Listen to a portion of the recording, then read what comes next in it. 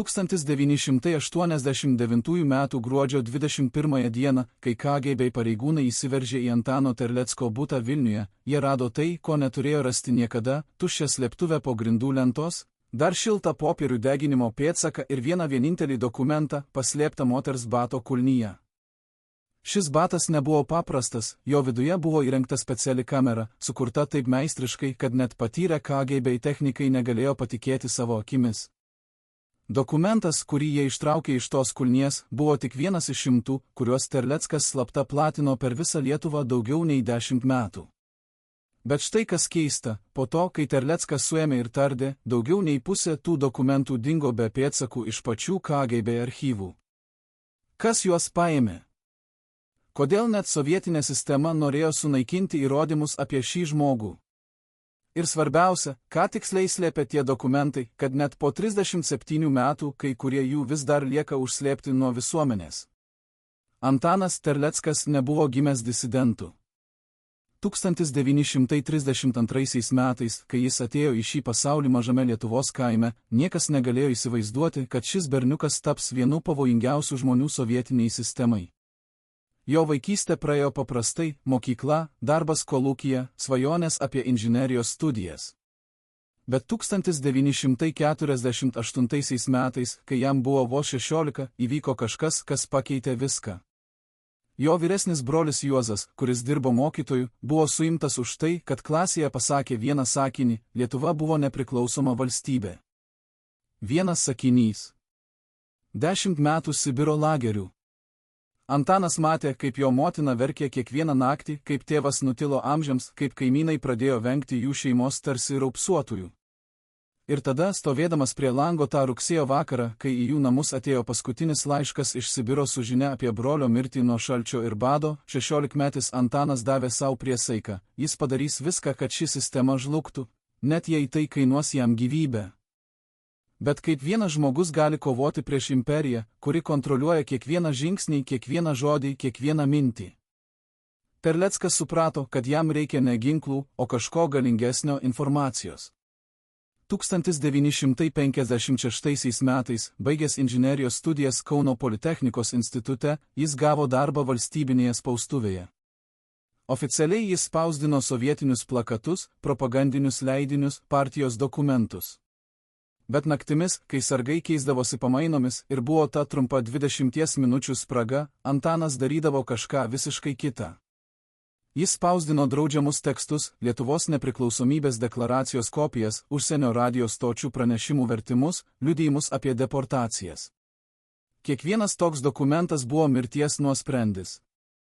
Bet štai kas genialiausia, jis niekada nespausdino daugiau nei 5 egzempliorius vienu metu ir kiekvieną kartą naudojo skirtingą šriftą, skirtingą popierių, skirtingą spausdinimo techniką.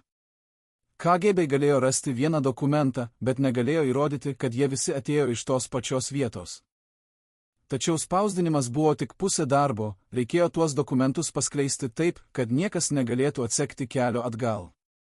Ir čia Terleckas sukūrė sistemą, kuri buvo tokia paprasta ir tokia geniali vienu metu, kad net šiandien buvę KGB pareigūnai pripažįsta, jie niekada nesuprato, kaip jam tai pavyko. Jis naudojo moterų batus. Ne bet kokius batus, specialiai paruoštus, su tuščiaviduriu kulnu, kuriame tilpo suvynioti dokumentai. Jo žmona Ona, kuri oficialiai dirbo bibliotekoje, keliaudavo po visą Lietuvą su šiais batais, aplankydama skirtingas bibliotekas, mokyklas, bažnyčias. Ji palikdavo batus netyčiam viešbutyje, traukinyje, laukiamajame. O ten jau laukdavo žmonės, kurie žinojo, ką daryti.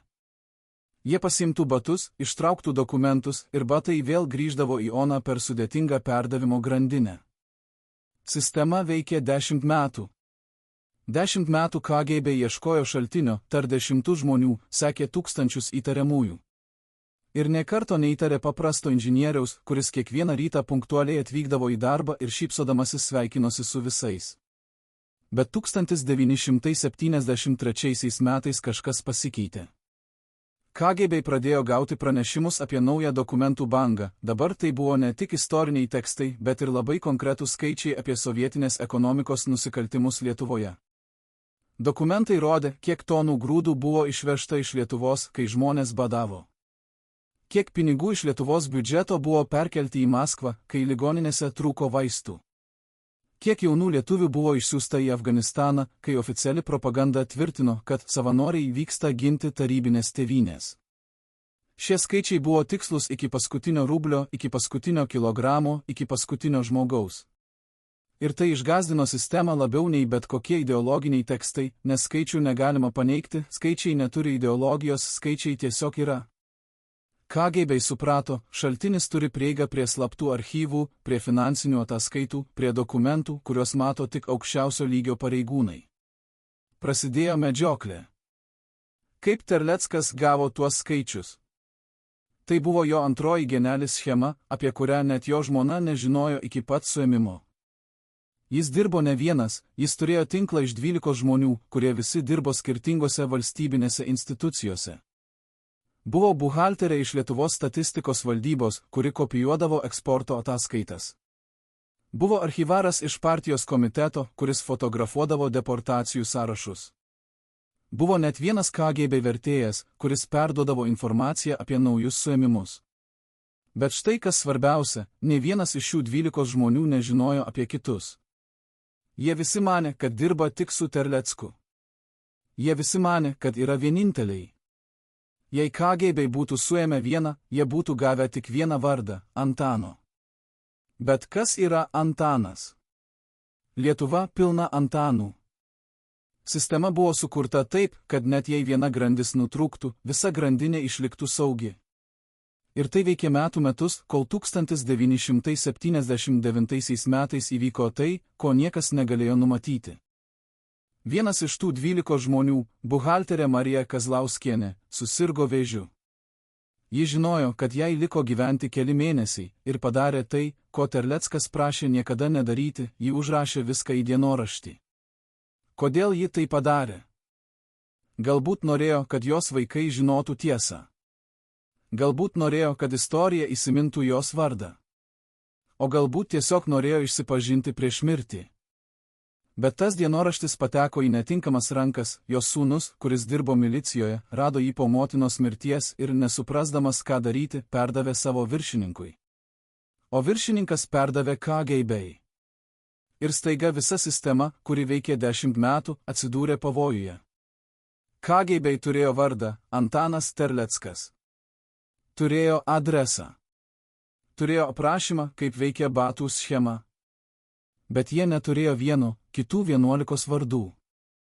Ir čia prasidėjo žaidimas, kuris tęsėsi 9 mėnesius ir tapo legenda tarp pačių KGB pareigūnų. Vietoj to, kad suimtų Terlecką iš karto, KGB nusprendė žaisti ilgą žaidimą. Jie norėjo viso tinklo, visų 12 vardų, visų dokumentų šaltinių. Todėl jie pradėjo jį sekti 24 valandas per parą. 4 agentai pamainomis. Pasiklausimo įranga bute. Slaptieji bendradarbiai darbe. Kiekvienas jo žingsnis buvo užfiksuotas, kiekvienas pokalbis įrašytas, kiekvienas susitikimas nufotografuotas. Bet Terleckas nieko nedarė. Jis ėjo į darbą, grįždavo namo, žiūrėjo televizorių, skaitė laikraščius.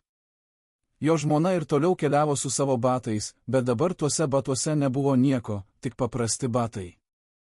Dokumentų srautas visiškai sustojo. KGB laukė mėnesį, 2, 3. Nieko. Jie pradėjo abejoti, gal dienoraštis buvo klaidingas. Gal Marija viską išsigalvojo? Bet tada, 1980 m. gegužę, įvyko kažkas neįtikėtino. Nauji dokumentai vėl pradėjo cirkuliuoti po Lietuvą. Tie patys skaičiai, ta pati informacija, tas pats stilius. Bet kaip? Kaip Terleckas galėjo juos platinti, kai kiekvienas jo žingsnis buvo sekamas?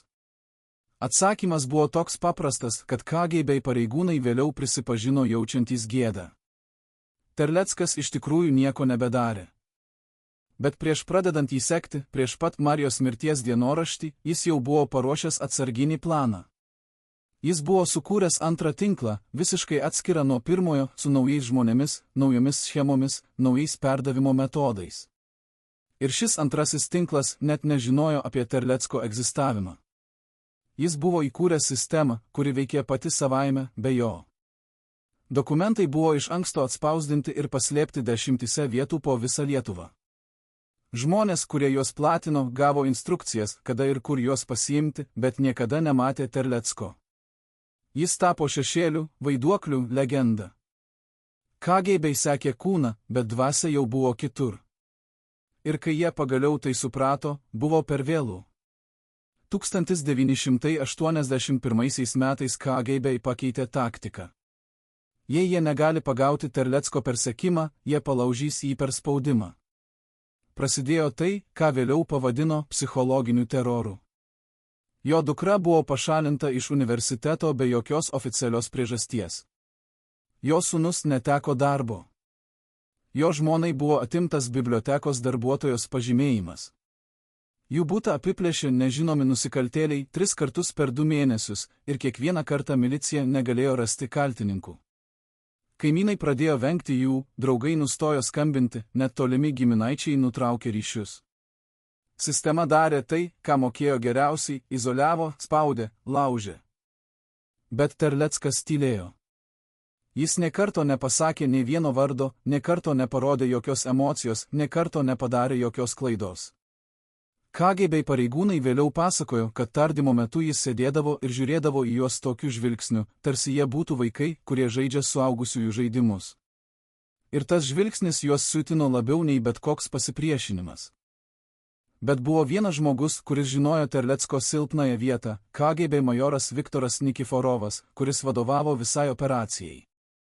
Nikiforovas nebuvo paprastas tardytojas, jis buvo psichologas, baigęs specialią KGB mokyklą Maskvoje, kur mokė, kaip laužyti žmones be fizinio smurto.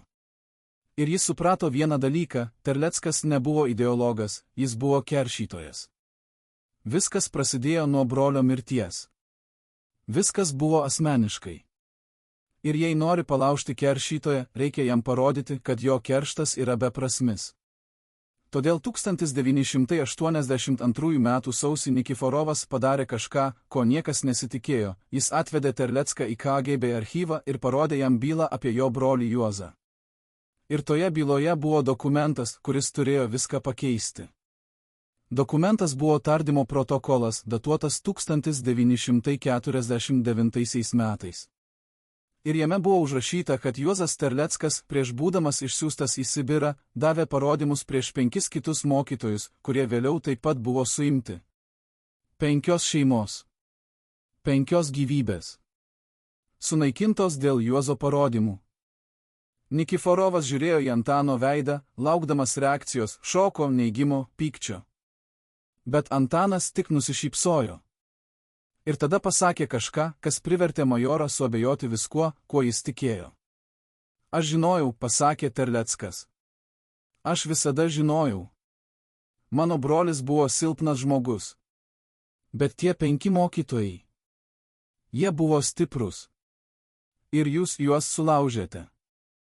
Tai įrodo, kad sistema laužo visus, ir silpnus, ir stiprius. Todėl ją reikia sunaikinti. Ne dėl brolio. Dėl tų 5. Dėl tūkstančių kitų. Dėl visų, kuriuos jūs sulaužėte ir dar sulaužysite. Nikiforovas vėliau prisipažino, kad tą akimirką suprato, jie pralaimėjo. Negalima palaužti žmogaus, kuris jau yra sulaužytas ir iš tų šūkių pasidarė ginklą. Po to pokalbio KGB suprato, kad laiko žaisti baigėsi. 1983 m. kovą Antanas Terleckas buvo oficialiai suimtas ir apkaltintas antisovietinę agitaciją ir propagandą. Bet net ir kalėjime jis tęsė savo žaidimą.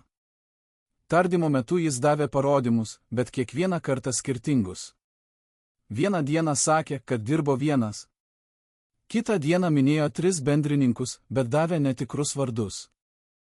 Trečią dieną tvirtino, kad visa operacija buvo koordinuojama iš užsienio. KGB užrašinėjo viską, tikrino kiekvieną versiją, sekė kiekvieną pėdsaką. Ir kiekvieną kartą atsidurdavo aklavietėje. Terleckas juos vedžiojo ratu 9 mėnesius, kol pagaliau teismas įvyko. Nuosprendis – 7 metai griežto režimo lagerio. Bet štai kas keista, po nuosprendžio paskelbimo, kai Terlecką išvedė iš salės, vienas iš teismo sekretorių pastebėjo, kad jis šypsojosi. Kodėl nuteistas žmogus šypsotųsi? Ką jis žinojo, ko nežinojo KGB? Atsakymas atėjo 1985 metais, kai Michailas Gorbačiovas paskelbė perestroiką ir glasnostį. Staiga politiniai kaliniai pradėjo būti paleidžiami, cenzūra silpnėjo, žmonės pradėjo drįsti kalbėti. Ir tada paaiškėjo tikroji Terlecko genialybė, jis niekada nesitikėjo laimėti kovoje prieš KGB. Jis žinojo, kad anksčiau ar vėliau bus pagautas. Bet jo tikslas nebuvo išvengti suėmimo, jo tikslas buvo užtikrinti, kad jo darbas tęstųsi net jam esant kalėjime. Ir tas antrasis tinklas, kurį jis sukūrė, veikė visus tuos metus. Dokumentai ir toliau cirkuliavo. Informacija ir toliau plito. O kai prasidėjo perestroika, tie dokumentai tapo pagrindu Lietuvos nepriklausomybės judėjimui, sąjūdžiui. Skaičiai, kuriuos Terleckas surinko ir paskelbė, tapo oficialiais argumentais prieš sovietinę okupaciją. Liudijimai, kuriuos jis išsaugojo, tapo įrodymais tarptautiniuose tribunoluose. Jis pralaimėjo mūšį, bet laimėjo karą. 1987 metais Antanas Terleckas buvo paleistas iš lagerio anksčiau laiko dėl geros elgsenos. Bet kai jis grįžo į Vilnių, rado miestą, kuris jau nebuvo tas pats. Žmonės atvirai kalbėjo apie nepriklausomybę. Lietuvos vėliavos kabojo languose. Sąjūdžio mitingai rinkdavo 10 000 žmonių. Ir daugelis tų žmonių nešė plakatus su citatom iš dokumentų, kuriuos Terleckas buvo paskelbęs prieš 10 metų. Jis stovėjo minios pakraštyje, žiūrėdamas į tai, ir vėl šypsojosi tą pačią šypseną, kurią matė teismo sekretorius. Žurnalistai vėliau bandė jį kalbinti, klausė, kaip jis jaučiasi matydamas savo darbo rezultatus. Bet jis atsakė tik vieną sakinį: aš nieko nedariau. Aš tik padėjau žmonėms pamatyti skaičius. O skaičiai kalba patys už save. Bet kas iš tikrųjų buvo tie 12 žmonių, kurie dirbo su Terlecku? Kas buvo tas antrasis tinklas, kuris veikė net jam esant kalėjime? Šie klausimai liko be atsakymo dešimtmečius. Terleckas niekada nepasakė nė vieno vardo, net po Lietuvos nepriklausomybės atkūrimo. Kai žurnalistai spaudė, jis tik papurtydavo galvą ir sakydavo: jei aš pasakysiu dabar, tai bus tas pats, kaip pasakyti KGB tada. Kai kurie pažadai galioja amžinai. Bet 1991 metais, praėjus 2 metams po nepriklausomybės paskelbimo, įvyko kažkas netikėto. Vienas po kito 12 žmonių, skirtingo amžiaus, skirtingų profesijų, iš skirtingų Lietuvos miestų, atėjo į pirmąjį Laisvos Lietuvos Seimą ir paprašė susitikimo su Terlecku. Kai jie visi susėdo vienoje patalpoje, paaiškėjo stulbinanti tiesa, daugelis jų niekada anksčiau nebuvo matę vienas kito. Jie dirbo tam pačiam tikslui 10 metų, bet niekada nesusitiko. Ir dabar, Laisvoje Lietuvoje, jie pagaliau galėjo pasakyti savo vardus garsiai. Tarp tų 12 buvo mokytoja iš Kauno, kuris slėpė dokumentus mokyklos bibliotekoje. Buvo gydytojas iš Klaipėdos, kuris naudojo medicininius ataskaitas kaip slaptų žinučių perdavimo būdą. Buvo net vienas buvęs KGB vertėjas, kuris dabar dirbo Lietuvos užsienio reikalų ministerijoje. Kiekvienas jų turėjo savo istoriją, savo motivaciją, savo paslaptį. Bet visi jie turėjo vieną bendrą bruožą. Jie visi buvo praradę kažką dėl sovietinės sistemos. Šeimos narį, draugą, svajonės, ateitį. Ir visi jie rado Terlecką ne atvirkščiai, jis rado juos. Kaip? Jis ieškojo ne drąsiausių, ne stipriausių, ne ideologiškiausių. Jis ieškojo žmonių, kurie turėjo priežastį neapkęsti sistemos, bet buvo pakankamai protingi, kad tą neapykantą paslėptų. Žmonių, kurie galėjo šypsotis KGB pareigūnui į akis ir tuo pačiu metu galvoti apie tai, kaip jį sunaikinti. Žmonių, kurie buvo kaip jis pats, sulaužyti, bet nepalenkti. Vienas iš tų 12, buvęs KGB vertėjas Algirdas Butkus, vėliau davė interviu, kuris tapo sensacija. Jis papasakojo, kaip 1975 metais, dirbdamas KGB būstinėje Vilniuje, jis vertė tardymo protokolus iš rusų kalbos į lietuvių. Ir vieną dieną jam buvo duotas protokolas apie moterį, kuri buvo suimta už tai, kad mokė vaikus lietuvių kalbos savo namuose. Tik lietuvių kalbos. Nieko daugiau. Ir už tai jį gavo 3 metus lagerio. Butkus sakė, kad tą vakarą jis grįžo namo ir negalėjo užmigti. Jis galvojo apie savo dukrą, kuri tuo metu buvo 5 metų. Jis galvojo apie tai, kad jei jis norėtų ją išmokyti lietuvių kalbos teisingai, nesovietizuotos versijos, jis taip pat galėtų atsidurti kalėjime.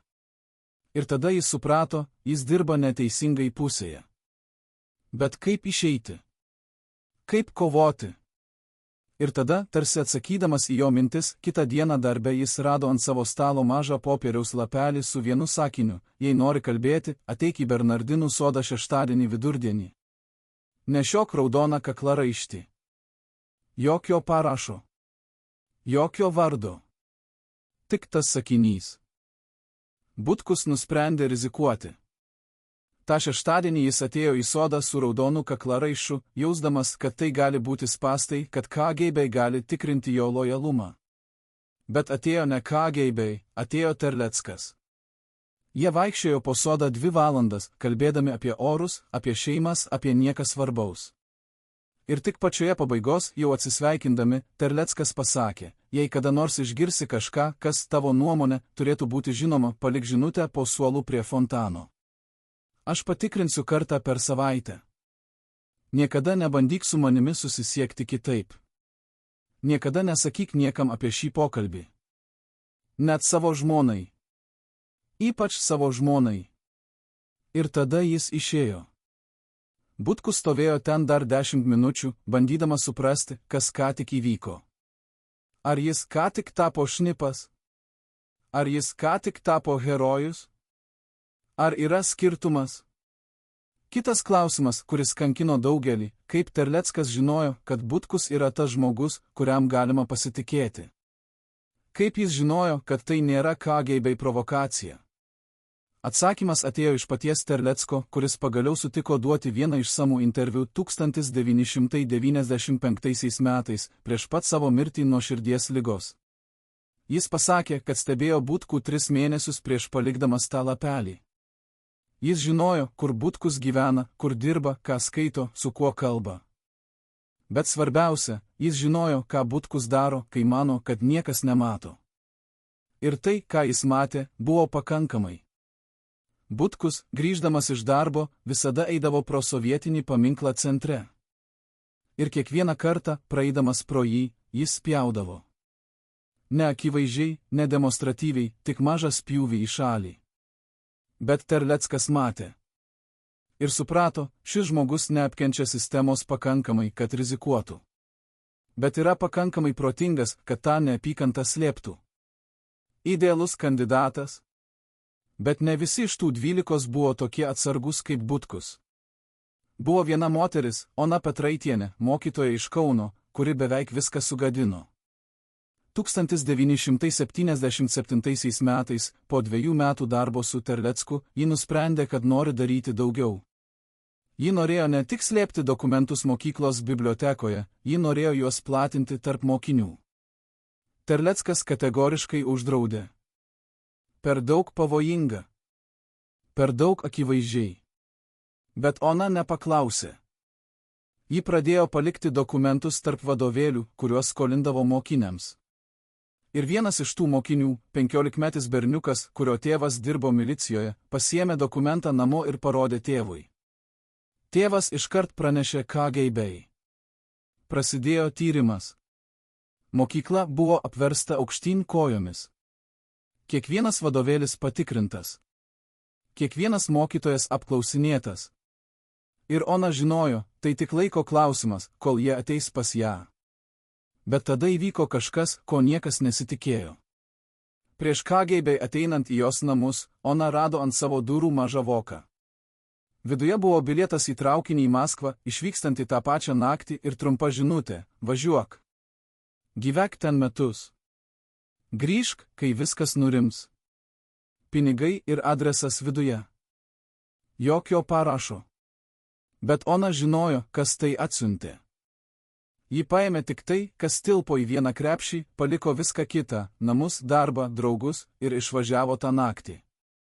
Ji gyveno Maskvoje 1 metus, dirbdama paprastų darbų fabrike, niekam nepasakydama, kas ji iš tikrųjų.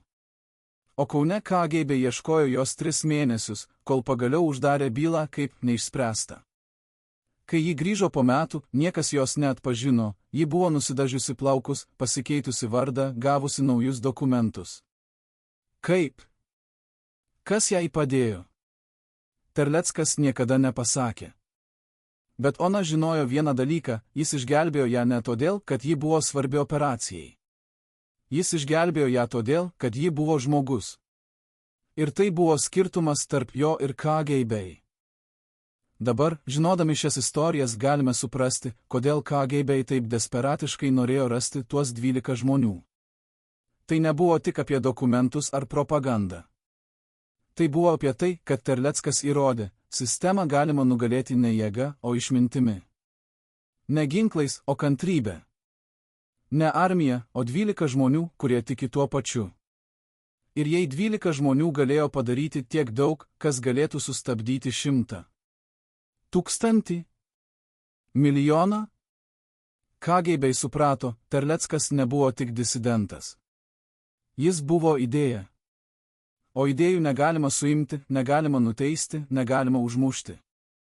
Jos gyvena toliau, net kai žmogus, kuris jas sukūrė, jau nebėra. Bet kas nutiko tiems dokumentams, kurie dingo iš KGB archyvų po Terlecko suėmimo? Kas juos paėmė ir kodėl? Šis klausimas liko neišspręstas iki 1999 metų, kai buvęs KGB archyvaras Petras Jankauskas, jau sunkiai sergantis, nusprendė papasakoti tiesą. Jis prisipažino, kad tai buvo jis. 1983 metais, kai Terleckas buvo suimtas, Jankauskas gavo įsakymą sudėti visus su juo susijusius dokumentus į specialų archyvą. Bet kai jis pradėjo skaityti tuos dokumentus, suprato kažką šokiruojančio, dauguma jų buvo ne antisovietinė propaganda, kaip tvirtino KGB. Tai buvo tiesiog faktai. Skaičiai. Statistika. Tiesa. Ir ta tiesa buvo tokia griaunanti, kad net jis, ištikimas KGB darbuotojas, suprato, jei šie dokumentai kada nors taps vieši, sistema žlugs. Ne dėl to, kad jie ragina revoliucijai. Bet dėl to, kad jie rodo, jog revoliucija yra būtina. Todėl Jankauskas padarė kažką, ko niekada nebuvo daręs per 25 metus tarnybos KGB, jis nukopijavo tuos dokumentus. Ne visus, tik svarbiausius. Ir paslėpė juos savo namuose, po grindų lentomis, toje pačioje vietoje, kur Terleckas kadaise slėpė savo dokumentus.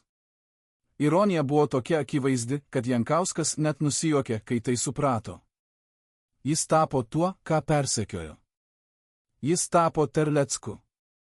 Ir kai 1991 metais Lietuva tapo nepriklausoma, jis perdavė tuos dokumentus naujam Lietuvos archyvui. Šiandien jie yra prieinami visiems. Bet daugelis žmonių net nežino, kad jie egzistuoja. Nes tiesa, pasirodo, yra ne tokia įdomi kaip legenda. Žmonės nori girdėti apie herojus ir piktadarius, apie dramą ir susišaudimus. Bet tikroji istorija yra apie paprastus žmonės, kurie pasirinko daryti teisingus dalykus, net kai tai buvo pavojinga. Ir tai yra daug galingesnė istorija nei bet kokia legenda. Paskutinis klausimas, kuris liko, ar Terleckas gailėjosi? Ar jis manė, kad tai verta, praradęs šeimos ramybę, sveikatą 7 metus lagerio? Atsakymas atėjo iš jo paskutinio interviu, duoto prieš mirtį. Žurnalistas paklausė, ar jūs darytumėte tą patį, jei galėtumėte grįžti atgal? Terleckas tylėjo ilgai, žiūrėdamas pro langą į Vilniaus senamiestį, kur dabar plevėsavo Lietuvos vėliava. Ir tada pasakė, aš nedariau nieko ypatingo. Aš tik skaičiavau. Sudėjau skaičius. Ir parodžiau juos žmonėms. Jei tai yra nusikaltimas, tada matematika yra nusikaltimas. Jei tai yra heroizmas, tada kiekvienas buhalteris yra herojus. Aš tik norėjau, kad žmonės žinotų tiesą. O tiesa yra paprasta, sistema, kuri bijo skaičių, yra sistema, kuri žino, kad ji neteisi. Tai buvo paskutiniai jo žodžiai prieš kamerą. 2 savaitės vėliau jis mirė. Bet jo skaičiai gyvena toliau. Įsivaizduokite, kad esate gydytojas, kuris kiekvieną dieną gydo žmonės, gelbsti gyvybės, prisiekėte Hipokrato priesaiką. O tada vieną dieną jums atsiunčiama medicininė byla su grifu visiškai slaptai, ir jūs suprantate, kad pacientas, kurį privalote gydyti, yra žmogus, atsakingas už tūkstančių kitų žmonių mirtis. Ar jūs gydytumėte jį taip pat rūpestingai kaip ir kitus? Ar jūsų rankos nedrebėtų laikydamos skalpelį? Būtent su tokia dilema susidūrė daktaras Jonas Matulis 1978 metais, kai buvo paskirtas gydyti aukštų KGB pareigūnų šeimas.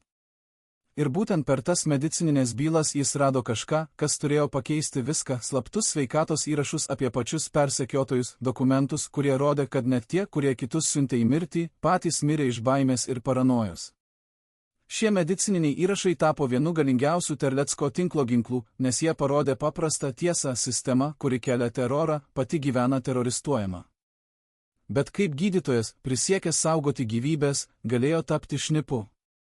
Ir kas nutiko, kai KGB sužinojo, kad jų pačių sveikatos paslaptys yra naudojamos prieš juos? Matulis nebuvo gimęs maištininku, jis buvo gimęs gydytoju, kaip ir jo tėvas ir jo senelis prieš jį. Šeima, kuri tarnavo žmonėms 3 kartas, kuri tikėjo, kad medicina yra aukščiau politikos, aukščiau ideologijos, aukščiau visko. Bet 1976 metais, kai jam buvo 32, įvyko kažkas, kas sudaužė tą tikėjimą į šipulius. Jo tėvas, garbingas gydytojas, kuris dirbo Vilniaus ligoninėje 40 metų, buvo apkaltintas medicininiais nusikaltimais tariamų netinkamų pacientų gydymu. Tikroji priežastis? Jis atsisakė pasirašyti dokumentą, kuriame būtų parašyta, kad politinis kalinys mirė nuo natūralių priežasčių, kai iš tikrųjų tas žmogus buvo sumuštas tardymo metu taip smarkiai, kad jo vidiniai organai buvo sutraiškę. Vienas atsisakymas pasirašyti. Viena tiesa, pasakyta garsiai. Ir už tai medicininės licencijos atėmimas, reputacijos sunaikinimas, šeimos gėda. Jonas Matulis stebėjo, kaip jo tėvas, kadaise didžiuojantis ir tiesus vyras, per 3 mėnesius pavirto į sulinkusį šešėlį, kuris nebegalėjo pažvelgti žmonėms į akis. Ir kai tėvas mirė tų pačių metų pabaigoje, oficiali diagnozė buvo širdies smūgis, bet Jonas žinojo tikrąją diagnozę – sulaužytą dvasią. Po tėvo laidotuvių Jonas sėdėjo savo kabinete ligoninėje, žiūrėdamas į sieną, ant kurios kabėjo Hipokrato priesaikos tekstas. Pirmiausia, nekenkti. Bet kaip nekenkti sistemoje, kuri pati yra kenkimas? Kaip gydyti, kai tavo pacientai yra tie, kurie žudo kitus? Ir tada, tarsi atsakydamas į jo mintis, į kabinetą įėjo slaugytoja su vokeliu.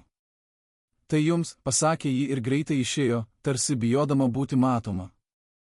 Vokė buvo vienas popieriaus lapas su trumpa žinute: jūsų tėvas buvo geras žmogus.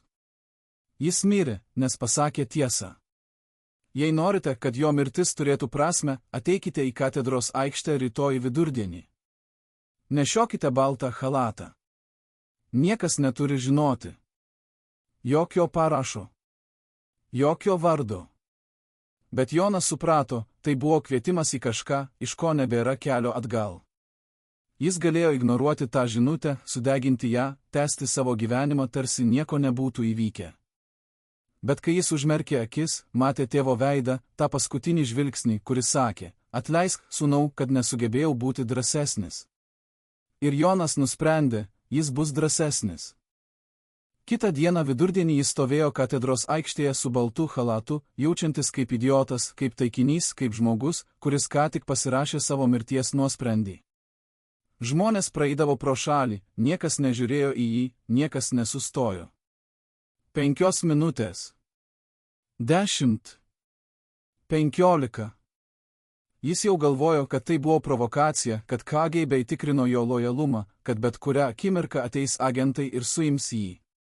Bet tada šalia jo sustojo vyras su laikraščiu, apsimetė skaitantis ir tyliai pasakė, nežiūrėdamas į Joną: vaikščiokite. Aš eisiu 10 metrų už jūsų. Eikite link Gedimino prospekto, paskui sukite į pirmą dešinę. Yra maža kavinė. Įeikite vidun, užsisakykite kavos, sėskitės prie lango. Aš ateisiu po 5 minučių. Ir tada tas vyras nuėjo, tarsi nieko nebūtų įvykę. Jonas stovėjo dar minutę, bandydamas suvaldyti širdies plakimą, bandydamas atrodyti normaliai. Ir tada pradėjo eiti. Kavinėje jis užsisakė kavos, kuri buvo šalta ir bjauraus skonio, bet jis gėrė ją, nes reikėjo kažką daryti su rankomis, kurios drebėjo. 5 minutės praėjo kaip amžinybė. Ir tada tas pats vyras įėjo vidun, atsisėdo priešais jį ir Jonas pagaliau pamatė jo veidą. Tai buvo Antanas Terleckas. Jis netrodė kaip herojus ar revoliucionierius, jis atrodė kaip paprastas inžinierius, galbūt šiek tiek pavargęs, su raukšlėmis aplink akis, kurios kalbėjo apie nemiegotas naktis ir sunkius sprendimus. Jie sėdėjo tylėdami minutę, 2, 3. Ir tada Terleckas pasakė, jūsų tėvas buvo drąsus žmogus. Jis pasirinko tiesą, kai kiti rinktųsi tylėjimą. Bet drąsa be strategijos yra tik savižudybė. Aš noriu pasiūlyti jums galimybę būti drąsiam ir protingam vienu metu. Bet pirmiausia turiu žinoti, ar jūs tikrai norite keršyti už tėvą, ar tik jaučiatės kaltas, kad jis mirė, o jūs gyvenate. Klausimas buvo toks tiesioginis, toks žiaurus, kad Jonas pajuto, kaip ašaros kyla į akis. Bet jis neverkė. Jis tik pasakė, aš noriu, kad jo mirtis turėtų prasmę. Terleckas linktelėjo, tarsi tai būtų teisingas atsakymas, ir tada paaiškino, ko jis nori. Jonas, kaip gydytojas, turėjo prieigą prie medicininių bylų, ne tik paprastų pacientų, bet ir specialių pacientų, tų, kurie turėjo ypatingą statusą. KGB pareigūnai, partijos vadovai, jų šeimos. Šie žmonės gydėsi geriausiose ligoninėse, turėjo geriausius gydytojus, gaudavo vaistus, kurių paprasti žmonės niekada nematė.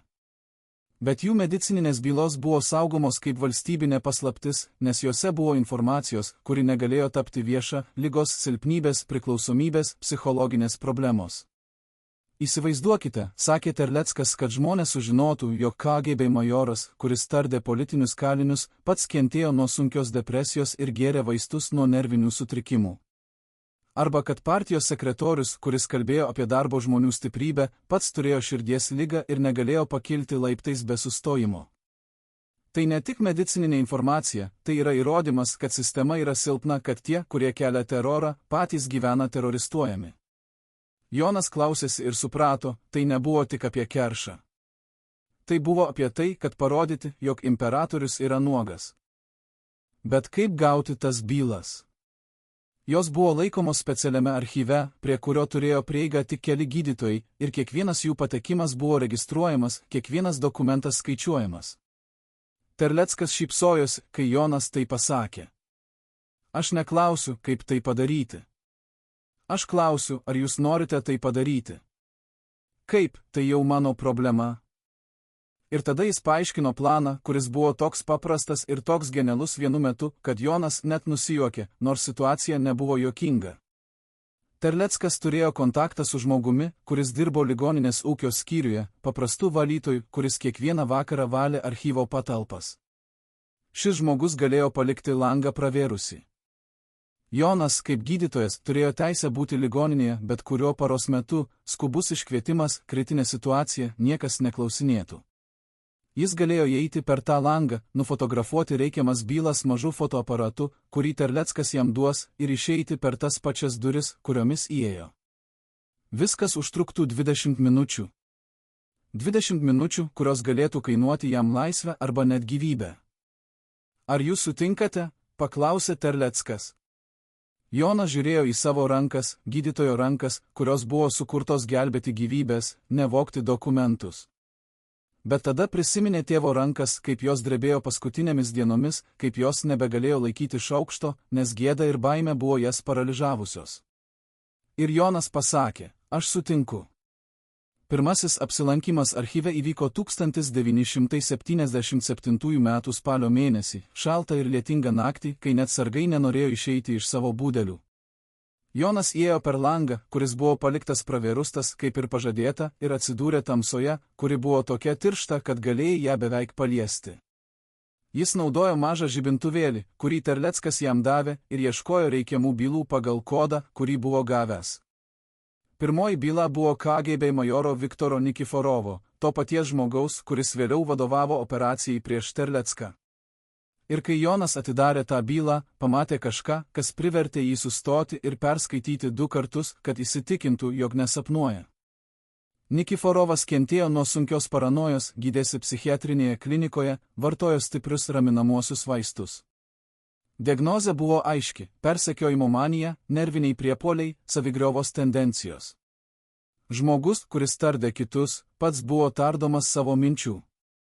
Žmogus, kuris kėlė baimę, pats gyveno baimėje. Jonas nufotografavo kiekvieną puslapį, jo rankos drebėjo taip smarkiai, kad kai kurie kadrai buvo neryškus, bet jis tęsė. Dar 3 bylos. Dar 4 žmonės, kurių silpnybės dabar buvo užfiksuotos juostoje. Ir tada jis išlipo per langą, grįžo į savo kabinetą ir tik tada leido savo kvėpuoti. Bet tai buvo tik pradžia. Per kitus 2 metus Jonas aplankė archyvą 23 kartus. Kiekvieną kartą su ta pačia baime, ta pačia drebančia širdimi, tuo pačiu klausimu, ar šį kartą jis bus pagautas. Bet kiekvieną kartą jis grįždavo su naujomis bylomis, naujomis paslaptimis, naujais įrodymais, kad sistema yra pastatyta ant baimės ne tik tų, kuriuos jį persekioja, bet ir tų, kurie persekioja. Ir šie dokumentai, kuriuos Terleckas vėliau platino per savo tinklą, turėjo neįtikėtiną poveikį. Žmonės, kurie skaitė juos, suprato, tie, kurie atrodo galingi, iš tikrųjų yra silpni. Tie, kurie kelia terorą, patys yra teroristuojami. Ir jei jie gali bijoti, tai reiškia, kad sistema gali būti nugalėta. Tai nebuvo tik informacija, tai buvo viltis. Bet ar Jonas kada nors pagalvojo apie tai, kad jis pažeidžia medicininę etiką? Kad jis išduoda pacientų pasitikėjimą? Vėliau, po Lietuvos nepriklausomybės, kai žurnalistas jam tai paklausė, jis atsakė, Hipokrato priesaika sako, pirmiausia nekenkti. Bet kai sistema pati yra kenkimas, tylėjimas tampa bendrininkavimas. Aš pasirinkau kenkti tiems, kurie kenkė tūkstančiams. Ir aš nė sekundės negailiu. Bet ne visi Terlecko tinklo nariai buvo tokie įsitikinę. Buvo viena moteris, Marija Stonienė, kuri dirbo partijos komiteto sekretorė, kuri pradėjo abejoti po to, kai pamatė, kas nutiko jos kolegas, kuris buvo suimtas už antisovietinę veiklą. Jis buvo tardomas 3 mėnesius, ir kai jį paleido, jis nebeatrodė kaip žmogus, jis atrodė kaip šešėlis, kuris vaikšto ir kalba, bet viduje yra tuščias. Marija suprato, tai gali nutikti ir jai. Ir ji pradėjo galvoti, ar tai verta. Ar dokumentai, kuriuos jį kopijuoja ir perduoda Terleckui, tikrai pakeis kažką? Ar jos rizika turi prasmę? 1979 metais, po 3 metų darbo su Terlecku, ji nusprendė sustoti. Ji parašė jam laišką ne per įprastus kanalus, bet tiesiogiai, palikdama jį toje vietoje, kur jie susitikdavo. Laiške ji paaiškino savo baimę, savo abejonę, savo norą tiesiog gyventi normalų gyvenimą. Ir ji paprašė, kad Terleckas ją suprastų ir leistų ją išeiti. Atsakymas atėjo po savaitės. Terleckas nesutiko susitikti su ją asmeniškai, per pavojinga. Bet jis paliko jai laišką toje pačioje vietoje. Ir tas laiškas buvo toks trumpas, toks paprastas, bet toks galingas, kad Marija jį išsaugojo iki pat savo mirties. Jame buvo parašyta, aš suprantu jūsų baimę. Aš pats jaučiu ją kiekvieną dieną. Bet yra skirtumas tarp baimės, kuri paralyžiuoja, ir baimės, kuri motyvuoja. Jūs bijote dėl savęs, tai normalu. Bet ar jūs bijote dėl savo vaikų? Dėl jų ateities? Dėl pasaulio, kuriame jie gyvens? Jei taip, tada jūsų baimė turėtų jūs skatinti tęsti, nesustoti. Bet jei jūs nusprendžiate išeiti, aš jūs suprasiu. Niekas jūs nesmerkia. Jūs jau padarėte daugiau nei dauguma žmonių drįsta net svajoti. Ačiū už viską. Ir būkite saugi. Marija skaitė tą laišką 5 kartus ir kiekvieną kartą verkė. Ne dėl to, kad Terleckas ją kaltino, jis nekaltino. Ne dėl to, kad jis ją spaudė, jis nespaudė. Bet dėl to, kad jis jai priminė, kodėl ji pradėjo tai daryti. Dėl vaikų. Dėl ateities. Dėl pasaulio, kuris būtų geresnis nei tas, kuriame jį gyveno. Ir ji nusprendė tęsti. Bet kodėl Terleckas niekada nespaudė žmonių likti? Kodėl jis visada davė jiems pasirinkimą išeiti? Atsakymas slypi jo paties filosofijoje, kurią jis paaiškino vienoje iš retų interviu po nepriklausomybės. Aš niekada nenoriu, kad žmonės dirbtų su manimi iš pareigos ar kaltės. Aš noriu, kad jie dirbtų iš įsitikinimo. Nes tik įsitikinimas gali išlaikyti žmogų, kai viskas kita žlunga. Pareiga gali priversti jūs pradėti, bet tik įsitikinimas gali priversti jūs baigti. Ir šis principas padarė jo tinklą tokį stiprų, kiekvienas žmogus, kuris dirbo su juo, buvo ten ne todėl, kad turėjo būti, bet todėl, kad norėjo būti. Ir kai KGB pagaliau suėmė Terlecką, kai jie tardė jį 9 mėnesius, kai jie bandė jį palaužti visais įmanomais būdais, jie negalėjo suprasti vieno dalyko, kaip žmogus gali būti toks stiprus. Atsakymas buvo paprastas, jis nebuvo stiprus vienas. Jis buvo stiprus, nes žinojo, kad yra 12 kitų žmonių, kurie tiki tuo pačiu. Ir net jei jis žlugs, jie tęs. Tai nebuvo apie jį. Tai niekada nebuvo apie jį. Dabar, žinodami šias istorijas, galime suprasti, kodėl medicininės bylos buvo tokios svarbios Terlecko strategijoje. Jos parodė, kad sistema nėra monolitas, ji yra sudaryta iš žmonių, kurie turi tas pačias baimes, tas pačias silpnybės, tuos pačius sveikatos sutrikimus kaip ir visi kiti. Ir kai paprasti žmonės tai suprato, kai jie pamatė, kad KGB majoras, kuris juos gąsdino, pats gėrė vaistus nuo nervinių priepuolių, kai jie sužinojo, kad partijos sekretorius, kuris kalbėjo apie jų silpnumą, pats negalėjo pakilti laiptų be sustojimo, tai pakeitė viską. Baimė pradėjo nykti. Ne iš karto, ne visiškai, bet pamažu, kaip ledas tirpsta pavasarį. Ir kai baimė nyksta, sistema praranda savo didžiausią ginklą. Nes sistema, kuri remiasi teroru, gali egzistuoti tik tol, kol žmonės bijo.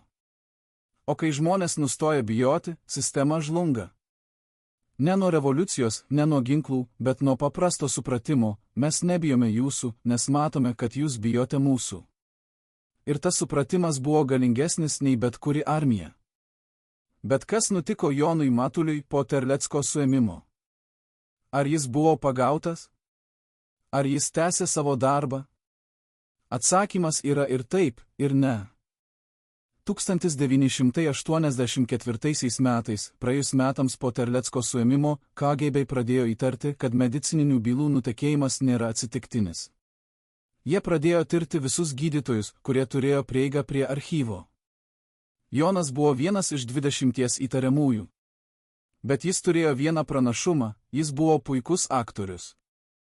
Kai KGB pareigūnai atėjo jį apklausti, jis nerodė jokios baimės, jokio nerimo, jokios kaltės.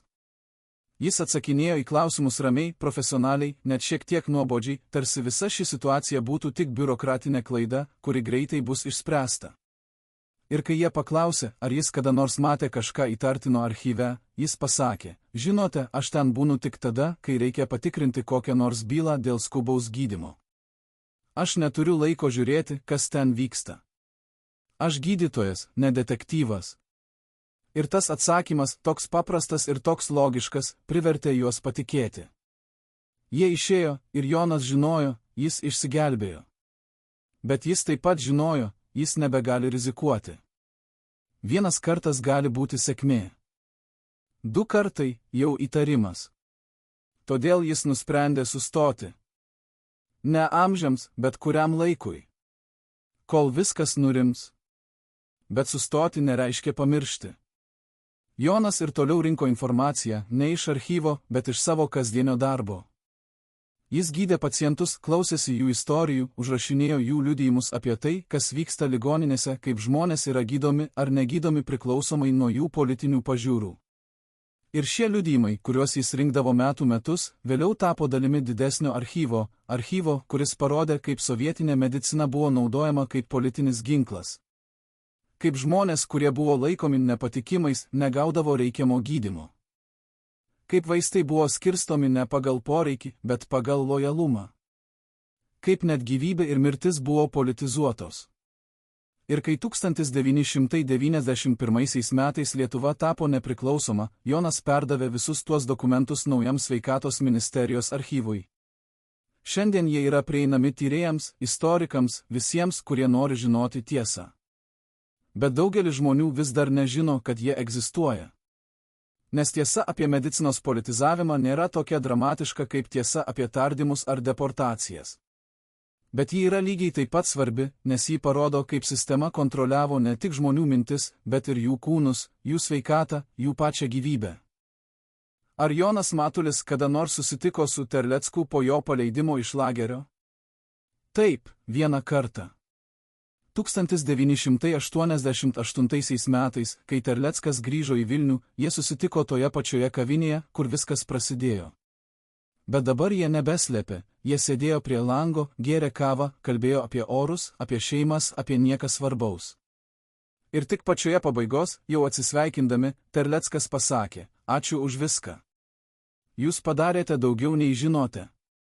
Jonas norėjo paklausti, ką jis turi omenyje. Bet jis neklausė. Nes jis suprato, kai kurie dalykai geriau lieka nepasakyti. Kai kurios paslaptys geriau lieka paslaptimis. Ne todėl, kad jos yra pavojingos, bet todėl, kad jos yra švento. Ir kai Jonas vėliau, po Terlecko mirties, sužinojo apie visą tinklą, apie visus tuos 12 žmonių, kurie dirbo kartu nežinodami vienas apie kitą, jis suprato, jis buvo dalis kažko didesnio nei jis pats. Jis buvo dalis judėjimo, kuris pakeitė istoriją. Ne todėl, kad jis buvo herojus, bet todėl, kad jis pasirinko būti žmogumi, kuris daro teisingus dalykus, net kai tai yra pavojinga. Paskutinis klausimas, kuris liko, ar medicininės bylos, kurias Jonas nufotografavo, vis dar egzistuoja? Ar jos yra prieinamos visuomeniai? Atsakymas yra sudėtingas. Kai kurios iš jų buvo sunaikintos pačių KGB pareigūnų prieš sistemai žlungant, jie nenorėjo, kad jų silpnybės taptų viešos. Kai kurios buvo pamestos archyvų chaose po nepriklausomybės. Bet kai kurios išliko. Ir šiandien, jei žinote, kur ieškoti, jei žinote, kokius klausimus užduoti, galite jas rasti. Jos yra ten, laukdamos, kol kas nors turės drąsos jas perskaityti ir papasakoti pasauliui. Nes istorija nėra tik apie tai, kas įvyko, ji yra apie tai, ką mes pasirenkame prisiminti. Ir Jono Matulio istorija, kaip ir Antano Terlecko istorija, yra istorija, kurią verta prisiminti. Ne todėl, kad ji yra herojiška, bet todėl, kad ji yra žmogiška. Ir būtent žmogiškumas, ne heroizmas, yra tai, kas iš tikrųjų keičia pasaulį. Ar jūs sutinkate su tuo? Ar jūs manote, kad paprasti žmonės gali pakeisti istoriją? Ar jūs patys kada nors pasirinkote daryti teisingą dalyką, net kai tai buvo pavojinga? Įsivaizduokite, kad esate vienas iš 12 žmonių, kurie žino viską apie Terlecką, kiekvieną slaptą susitikimą, kiekvieną dokumentų perdavimo vietą, kiekvieną tunelį po Vilniaus senamiesčiu, kurio buvo perkeliami draudžiami tekstai. Dabar įsivaizduokite, kad turite pasirinkti, išsaugoti savo lojalumą ar išgelbėti savo gyvybę. 1982 m. gruodžio 22 d., kai KGB pagaliau suprato, kad Terlecko tinklas yra daug didesnis nei manė, jie padarė kažką, ko niekada anksčiau nebuvo darę. Pasiūlė vienam iš tų 12 žmonių sandorį. Pilną amnestiją, naują tapatybę, pinigus, išvykimą į užsienį. Mainais už vieną dalyką, visų kitų 11 vardus. Šis žmogus buvo Petras Kavaliauskas, buvęs archyvaras, kuris 10 metų saugojo Terlecko paslaptis geriau nei savo paties. Bet dabar, sėdėdamas KGB tardymo kambaryje, žiūrėdamas į dokumentus, kuriuose buvo surašyti visi įtarimai apie jį, jis suprato, jei nepasakys, jis praleis likusį gyvenimą lageryje. Jei pasakys, išgelbės save, bet pasmerkš 11 kitų. Ką jūs darytumėte tokioje situacijoje? Ir svarbiausia, ką padarė Petras. Petras Kavaliauskas nebuvo gimęs išdaviku, kaip ir niekas nėra gimęs išdaviku. Išdavystė yra pasirinkimas, kurį žmogus daro, kai visos kitos galimybės atrodo blogesnės už mirtį. Jis buvo paprastas archyvaras, dirbantis Lietuvos valstybinėme archyve, žmogus, kuris mylėjo senus dokumentus labiau nei gyvus žmonės, kuris galėjo praleisti valandas skaitydamas 2 amžiaus raštus ir jaustis laimingesnis nei bet kurioje vakarėlyje. Bet 1975 metais, kai jam buvo 35, įvyko kažkas, kas pakeitė jo gyvenimą amžiams. Jis rado archyve dokumentą, kuris neturėjo ten būti, slaptą NKVD ataskaitą iš 1948 metų apie masinius trėmimus iš Lietuvos. Dokumente buvo surašyti vardai, datos, vietos, skaičiai, 6732 žmonės išvežti per vieną naktį. 6732 gyvenimai sunaikinti per kelias valandas. Ir Petras žinojo, šis dokumentas turėjo būti sunaikintas prieš dešimtmečius, bet kažkas padarė klaidą, kažkas jį paliko. Ir dabar jis laikė rankose įrodymą, kuris galėjo pakeisti viską. Bet ką daryti su tuo įrodymu? Jei jis praneš viršininkams, dokumentas bus sunaikintas per valandą. Jei jis pasiliks savo, jis taps nusikaltėliu, kuris vagia valstybinės paslaptis. Jei jis nieko nedarys, tiesa liks paslėpta amžiams. Petras sėdėjo savo kabinete tą vakarą, žiūrėdamas į dokumentą ir galvojo apie savo senelio istoriją, kaip jis buvo ištremtas į Sibirą 1949 metais. Kaip jis mirė ten po 3 metų nuo šalčio ir bado, kaip šeima niekada nesužinojo, kur tiksliai jis palaidotas. Ir Petras suprato, galbūt šiame dokumente yra jo senelio vardas. Galbūt šis dokumentas yra vienintelis įrodymas, kad jo senelis egzistavo, kad jis buvo ne tik statistika, bet gyvas žmogus su vardu ir pavarde. Ir tą naktį Petras padarė sprendimą, kuris pakeitė jo gyvenimą, jis nukopijavo dokumentą. Ne visą, tik pirmąjį puslapį, kur buvo bendri skaičiai ir datos. Ir paslėpė tą kopiją savo namuose, po grindų lentomis, toje pačioje vietoje, kur jo motina kadaise slėpė maistą bado metais. Bet kopija vieno dokumento nieko nekeičia, reikia, kad žmonės jį pamatytų, kad jie žinotų tiesą.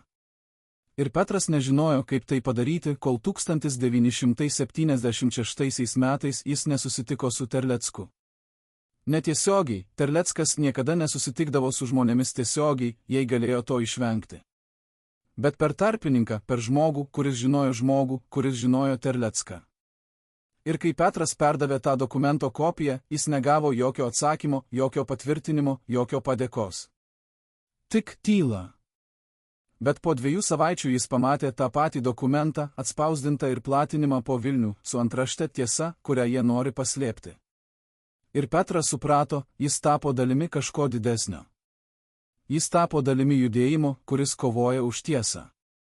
Ir nuo tos dienos jis pradėjo ieškoti daugiau dokumentų, daugiau įrodymų, daugiau paslapčių, kurias sistema norėjo paslėpti. Per kitus 6 metus jis perdavė Terleckui 37 dokumentus, ne visus iš karto, bet po 1, po 2, kai tik rasdavo kažką svarbaus. Ir kiekvienas iš tų dokumentų tapo ginklu prieš sistemą. Bet 1982 metais, kai KGB pagaliau suėmė Terlecką ir pradėjo tirti jo tinklą, jie greitai suprato, kad dokumentų šaltinis yra kažkas, kuris dirba archyve. Jie pradėjo tikrinti visus archyvo darbuotojus, jų politinės pažiūras, jų šeimų istorijas, jų finansinę padėtį. Ir Petras žinojo, tai tik laiko klausimas, kol jie ateis pas jį. Jis galėjo pabėgti, kaip padarė Ona Petraitienė, bet kur bėgti? Jis neturėjo pinigų, neturėjo kontaktų, neturėjo jokio plano. Jis galėjo sunaikinti visus įrodymus, bet KGB jau turėjo pakankamai įtarimų. Jis galėjo tik laukti ir tikėtis, kad Terlecko sistema, kuris saugojo kiekvieną iš jų nežinant apie kitus, išgelbės jį. Bet kai gruodžio 22 dieną į jo namus atėjo 3 KGB pareigūnai ir pasakė, jūs turite atvykti su mumis, Petras suprato, niekas jo neišgelbės. Jis buvo vienas. Tardymo kambaryje jis sėdėjo 3 valandas, kol pagaliau ėjo majoras Viktoras Nikiforovas, tas pats žmogus, kuris tardė Terlecką, tas pats žmogus, kurio medicininė byla rodė, kad jis kenčia nuo paranojos ir nervinių priepuolių. Bet dabar, žiūrėdamas į Nikiforovą, Petras nematė jokios paranojos, jis matė tik šaltą, skaičiuojantį protą, kuris žinojo, kaip laužyti žmones be fizinio smurto. Nikiforovas atsisėdo priešais jį, padėjo ant stalo bylą su Petro vardu ir pasakė, mes žinome, kad jūs dirbote su Terlecku. Mes žinome, kad jūs vogėte dokumentus iš archyvo. Mes žinome, kad jūs perdavėte juos antisovietiniams elementams. Tai yra valstybės išdavystė. Bausmė – 15 metų griežto režimo lagerio. Bet aš galiu jums pasiūlyti kitą variantą. Ir tada jis išdėstė sandorį, pilną amnistiją, naują tapatybę, 10 000 rublių, išvykimą į vakarus. Mainais už 11 vardų. Tik 11 vardų ir Petras bus laisvas. Petras žiūrėjo į Nikiforovą ir galvojo apie tuos 11 žmonių, kurių vardų jis nežinojo, bet kurių egzistavimą jautė kiekvieną dieną.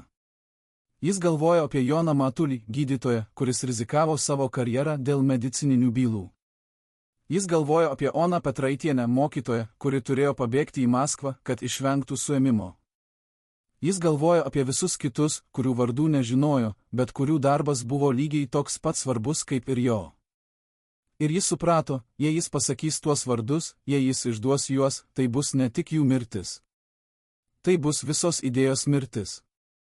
Tai bus įrodymas, kad sistema laimi, kad baimė yra stipresnė už įsitikinimą, kad išdavystė yra vienintelis būdas išgyventi. Bet kita vertus, 15 metų lagerio. 15 metų šalčio, bado, kankinimų. 15 metų, kurių jis galbūt neišgyvens. Ir kas tada? Kas bus laimėję? Sistema ar jis? Petras užmerkė akis ir prisiminė senelio veidą iš senosios nuotraukos, vienintelės nuotraukos, kuri išliko po trėmimo. Ir jis pasakė, aš nieko nežinau apie jokius 11 žmonių. Aš dirbau vienas. Nikiforovas šypsojosi, bet tai nebuvo maloni šypsena, tai buvo šypsena žmogaus, kuris žino, kad turi visą laiką pasaulyje, kad palaužti kitą žmogų. Gerai, jis pasakė. Tada mes kalbėsimės vėliau. Daug vėliau. Ir Petras buvo nuvežtas į Lukiškių kalėjimą, kur jis praleido kitus 9 mėnesius laukdamas teismo. Bet per tuos 9 mėnesius įvyko kažkas, ko niekas nesitikėjo. Michailas Gorbačiovas paskelbė perestroiką, politiniai kaliniai pradėjo būti paleidžiami, sistema pradėjo byrėti. Ir kai 1983 m. rugsėjį Petras pagaliau buvo teisiamas, nuosprendis buvo ne 15 metų, o tik 3 metai sąlyginio įkalinimo. Jis buvo laisvas. Bet ar jis buvo laisvas iš tikrųjų? Ar žmogus, kuris 9 mėnesius gyveno baimė, kad bet kurią akimirką gali palaužti ir išduoti kitus, gali kada nors jaustis laisvas? Po teismo Petras grįžo į savo butą, kuris buvo apiplėštas KGB per kratą, knygos išmėtytos, baldai sudaužyti, grindų lentos išplėštos. Jie ieškojo dokumentų, bet nieko nerado, nes Petras buvo pakankamai protingas, kad nesilaikytų nieko kompromituojančio namuose. Bet kai jis stovėjo toje sugriauto buto vidury, jis suprato, jis nebegali gyventi čia. Ne todėl, kad butas yra sugriautas, bet todėl, kad kiekvienas kampas primena jam tuos 9 mėnesius baimės, tuos 9 mėnesius, kai jis kiekvieną dieną galvojo, ar šiandien aš palaužysiu. Ar šiandien aš pasakysiu tuos vardus? Jis nusprendė išvykti iš Vilniaus, persikėlė į mažą miestelį Dzūkijoje, kur niekas jo nepažinojo, kur jis galėjo gyventi ramiai ir tyliai. Bet ramybė neatėjo. Nes kiekvieną naktį jis sapnuodavo tą patį sapną, jis sėdi tardymo kambaryje, Nikiforovas klausia tų pačių klausimų ir Petras sako tuos vardus. 11 vardų. Ir tada jis pabunda prakaituose, suprasdamas, kad tai buvo tik sapnas, bet baimė, kad tai galėjo būti tikrovė, niekada neišnyksta. 1991 metais, kai Lietuva tapo nepriklausoma, kai visi tie 12 žmonių susitiko Seime ir pagaliau pasakė savo vardus garsiai, Petras nebuvo ten.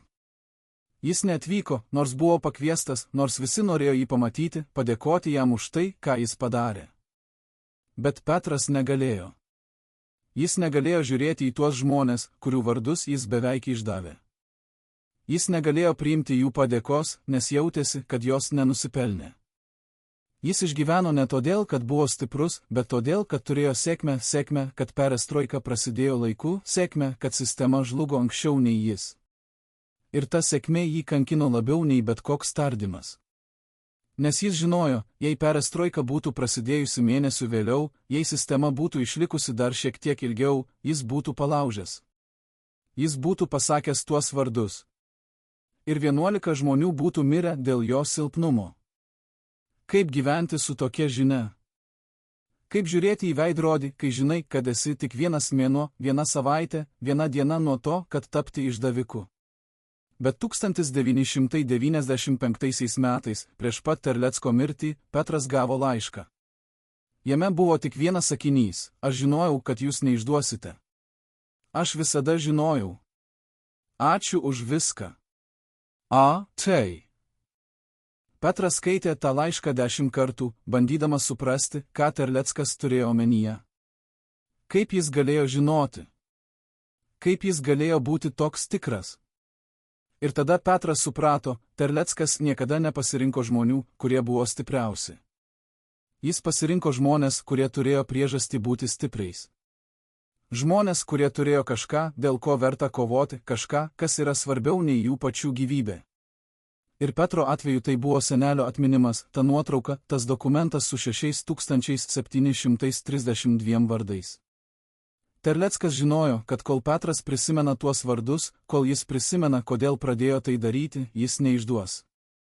Nes išdavystė būtų ne tik kitų žmonių išdavimas, tai būtų senelio atminimo išdavimas, visos idėjos išdavimas, savęs paties išdavimas. Ir Petras suprato, Terleckas buvo teisus. Jis niekada neišdavė. Ne todėl, kad buvo herojus, bet todėl, kad buvo žmogus, kuris prisimena. Ar Petras Kavaliauskas kada nors atgavo savo ramybę? Ar jis kada nors nustojo sapnuoti tuos košmarus apie tardymo kambarį? Atsakymas yra sudėtingas. Jis gyveno Dzūkijoje iki pat savo mirties 2010 metais, dirbo paprastu bibliotekininku, augino daržoves, skaitė knygas. Iš išorės atrodė, kad jis gyvena ramų, paprastą gyvenimą. Bet tie, kurie jį pažinojo, sakė, kad jis niekada nešypsojosi. Niekada. Net per šventes, net per linksmus momentus, jo veidas visada buvo rimtas, tarsi jis nešiotų kažkokią naštą, kurios niekas kitas nematė. Ir galbūt jis nešiojo naštą žinojimo, kad jis buvo vienas mėnuo nuo to, kad tapti išdaviku. Naštą žinojimo, kad heroizmas kartais yra ne apie tai, ką tu padarai, bet apie tai, ko tu nepadarai. Naštą žinojimo, kad kartais stiprumas yra ne apie pergalę, bet apie tai, kad nepasiduodi, net kai viskas atrodo beviltiškai. Ir ta našta, nors sunki, buvo našta, kurią jis pasirinko nešti. Nes alternatyva, gyventi žinant, kad išdavei kitus, būtų buvusi daug sunkesnė. Dabar, žinodami Petro istoriją, galime suprasti, kodėl Terlecko sistema buvo tokia stipri. Ji buvo pastatyta ne ant baimės, ne ant prievartos, ne ant ideologijos. Ji buvo pastatyta ant atminimo. Kiekvienas iš tų 12 žmonių turėjo savo priežastį prisiminti senelio trėmimą, brolio mirtį, tėvo pažeminimą, motinos ašaras. Ir kol jie prisiminė, kol ta atmintis buvo gyva, jie negalėjo išduoti. Nes išdavystė būtų tos atminties išdavimas. Ir tai yra galingesnis motyvas nei bet kokia ideologija, nei bet kokia baimė, nei bet kokia dovana. Atmintis yra tai, kas daro mus žmonėmis. Atmintis yra tai, kas skiria mus nuo gyvūnų, kurie gyvena tik dabartyje. Atmintis yra tai, kas leidžia mums mokytis iš praeities ir kurti ateitį. Ir Terleckas tai suprato geriau nei bet kas kitas. Jis nekūrė armijos, jis kūrė atmintį. Atmintį apie tai, kas buvo padaryta, atmintį apie tai, kas buvo prarasta, atmintį apie tai, kodėl verta kovoti. Ir ta atmintis išliko net tada, kai pats Terleckas jau buvo miręs. Ar jūs prisimenate, kodėl jūs darote tai, ką darote? Ar jūs prisimenate, kas yra iš tikrųjų svarbu jūsų gyvenime? Ar jūs kada nors turėjote pasirinkti tarp savo saugumo ir savo įsitikinimų? Bet kas iš tikrųjų buvo tie tuneliai po Vilniaus senamiesčių, kuriuos Terleckas naudojo dokumentų perkėlimui? Ar jie egzistuoja iki šiol? Ir svarbiausia, kas dar žino apie juos? 1985 metais, kai Lietuvos istorikai pradėjo tirti sovietinio laikotarpio paslaptis, jie rado kažką stulbinančio senus Vilniaus miesto planus iš 17 amžiaus, kuriuose buvo pažymėti požeminiai tuneliai, jungiantys įvairius pastatus senamiestyje. Šie tuneliai buvo statyti dar Lietuvos didžiosios kunigaikštystės laikais kaip evakuacijos keliai karo atveju, bet vėliau buvo užmiršti ir užversti. Bet ne visi. Kai kurie iš jų išliko, paslėpti po šimtmečių dulkių ir griuvėsių, žinomi tik nedaugeliui žmonių, kurie saugojo tą paslaptį kartų kartas. Ir vienas iš tų žmonių buvo senas architektas Juozas Baltrūnas, kuris 1974 metais sutiko Terlecką ir parodė jam kažką, kas turėjo pakeisti visą operaciją. Slaptą įėjimą į tunelius po Gedimino pilies bokštu. Kodėl architektas, kuris dirbo sovietiniai valdžiai, padėjo disidentui? Ir kas dar žinojo apie tuos tunelius? Juozas Baltrūnas buvo nepaprastas architektas, jis buvo žmogus, kuris mylėjo Vilnių labiau nei bet ką kitą pasaulyje, kuris žinojo kiekvieną akmenį, kiekvieną sieną, kiekvieną paslaptį šio miesto. Jis gimė 1923 metais, kai Vilnius dar buvo Lenkijos dalis, augo matydamas, kaip miestas keičia rankas iš Lenkų rusams, iš rusų vokiečiams, iš vokiečių vėl rusams. Ir kiekvieną kartą, kai valdžia keisdavosi, miestas prarasdavo kažką, pastatą, gatvę, atmintį. Bet tuneliai išlikdavo. Nes niekas apie juos nežinojo, išskyrus tuos, kurie saugojo senus planus, senus žemėlapius, senas paslaptis. Juozas buvo vienas iš tų žmonių.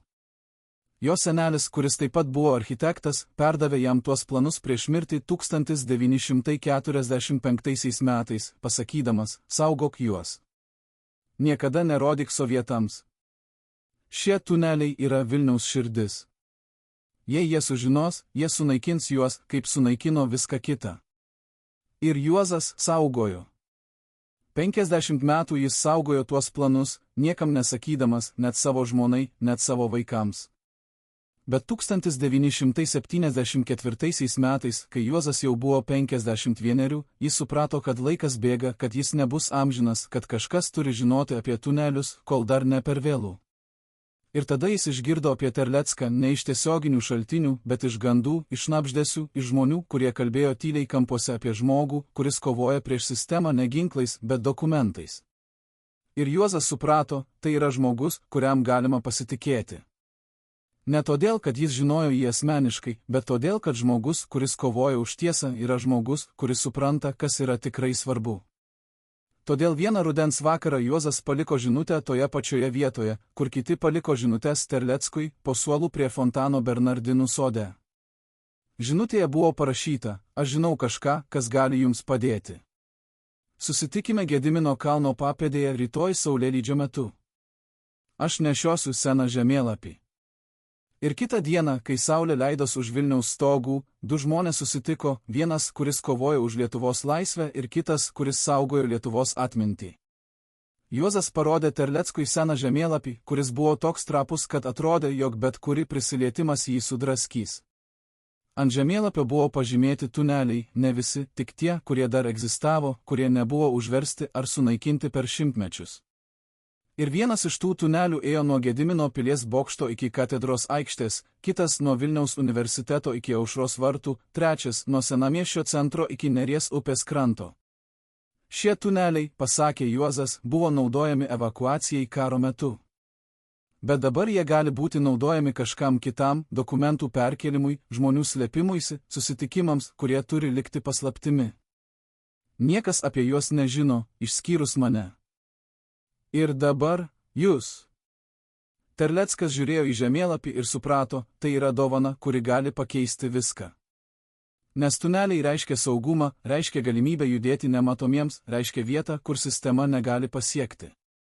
Bet jis taip pat suprato, jei KGB kada nors sužinos apie tunelius, jie taps spąstais, ne išsigelbėjimu. Todėl Terleckas nusprendė naudoti tunelius tik retais atvejais, tik tada, kai kitos galimybės buvo per pavojingos. Ir pirmasis kartas, kai jis juos panaudojo, buvo 1975 metais, kai reikėjo perkelti didelį kiekį dokumentų iš vienos vietos į kitą per vieną naktį. Dokumentai buvo per svarbus, per kompromituojantis, kad būtų perkeliami įprastais būdais, per batus, per knygas, per paslėptas vietas. Reikėjo kažko daugiau. Ir tą naktį, kai Vilnius miegojo, 5 žmonės, Terleckas, Juozas ir 3 kiti iš tinklo, nusileidė į tunelį po Gedimino pilies bokštų ir pradėjo kelionę po žemę. Tunelis buvo tamsus, drėgnas, pilnas voratinklių ir dulkių, sienos buvo padengtos samanomis, o grindys slidžios nuo drėgmės. Jie ėjo tylėdami, naudodami tik mažus žibintuvėlius, kurie švietė vos kelių metrų atstumu. Kiekvienas garsas atrodė sustiprintas, lašų kritimas, žingsnių aidas, kvėpavimo garsai. Ir kiekvieną akimirką jie galvojo, o jei tunelis sugrius? O jei kas nors mus išgirs? O jei tai yra spąstai? Bet jie pasiekė kitą pusę, katedros aikštę, po valandos kelio po žemę. Ir kai jie išlipo iš tunelio per slaptą įėjimą po senąją koplyčią, jie suprato, tai veikia. Tuneliai yra saugus, tuneliai yra paslaptis, kurią sistema nežino. Ir nuo tos nakties tuneliai tapo dalimi Terlecko operacijos, ne pagrindinė dalimi, bet atsarginė, kuri buvo naudojama tik tada, kai viskas kita nepavykdavo. Per kitus 7 metus tuneliais buvo perkelti šimtai dokumentų, buvo surengti 10 slaptų susitikimų, buvo paslėpti žmonės, kurie turėjo dingti iš KGB akių.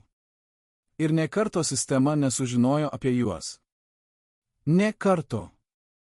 Kaip tai įmanoma? Kaip galima išlaikyti tokią paslaptį tiek metų, kai KGB turėjo tūkstančius agentų, šimtus informatorių, neribotus resursus?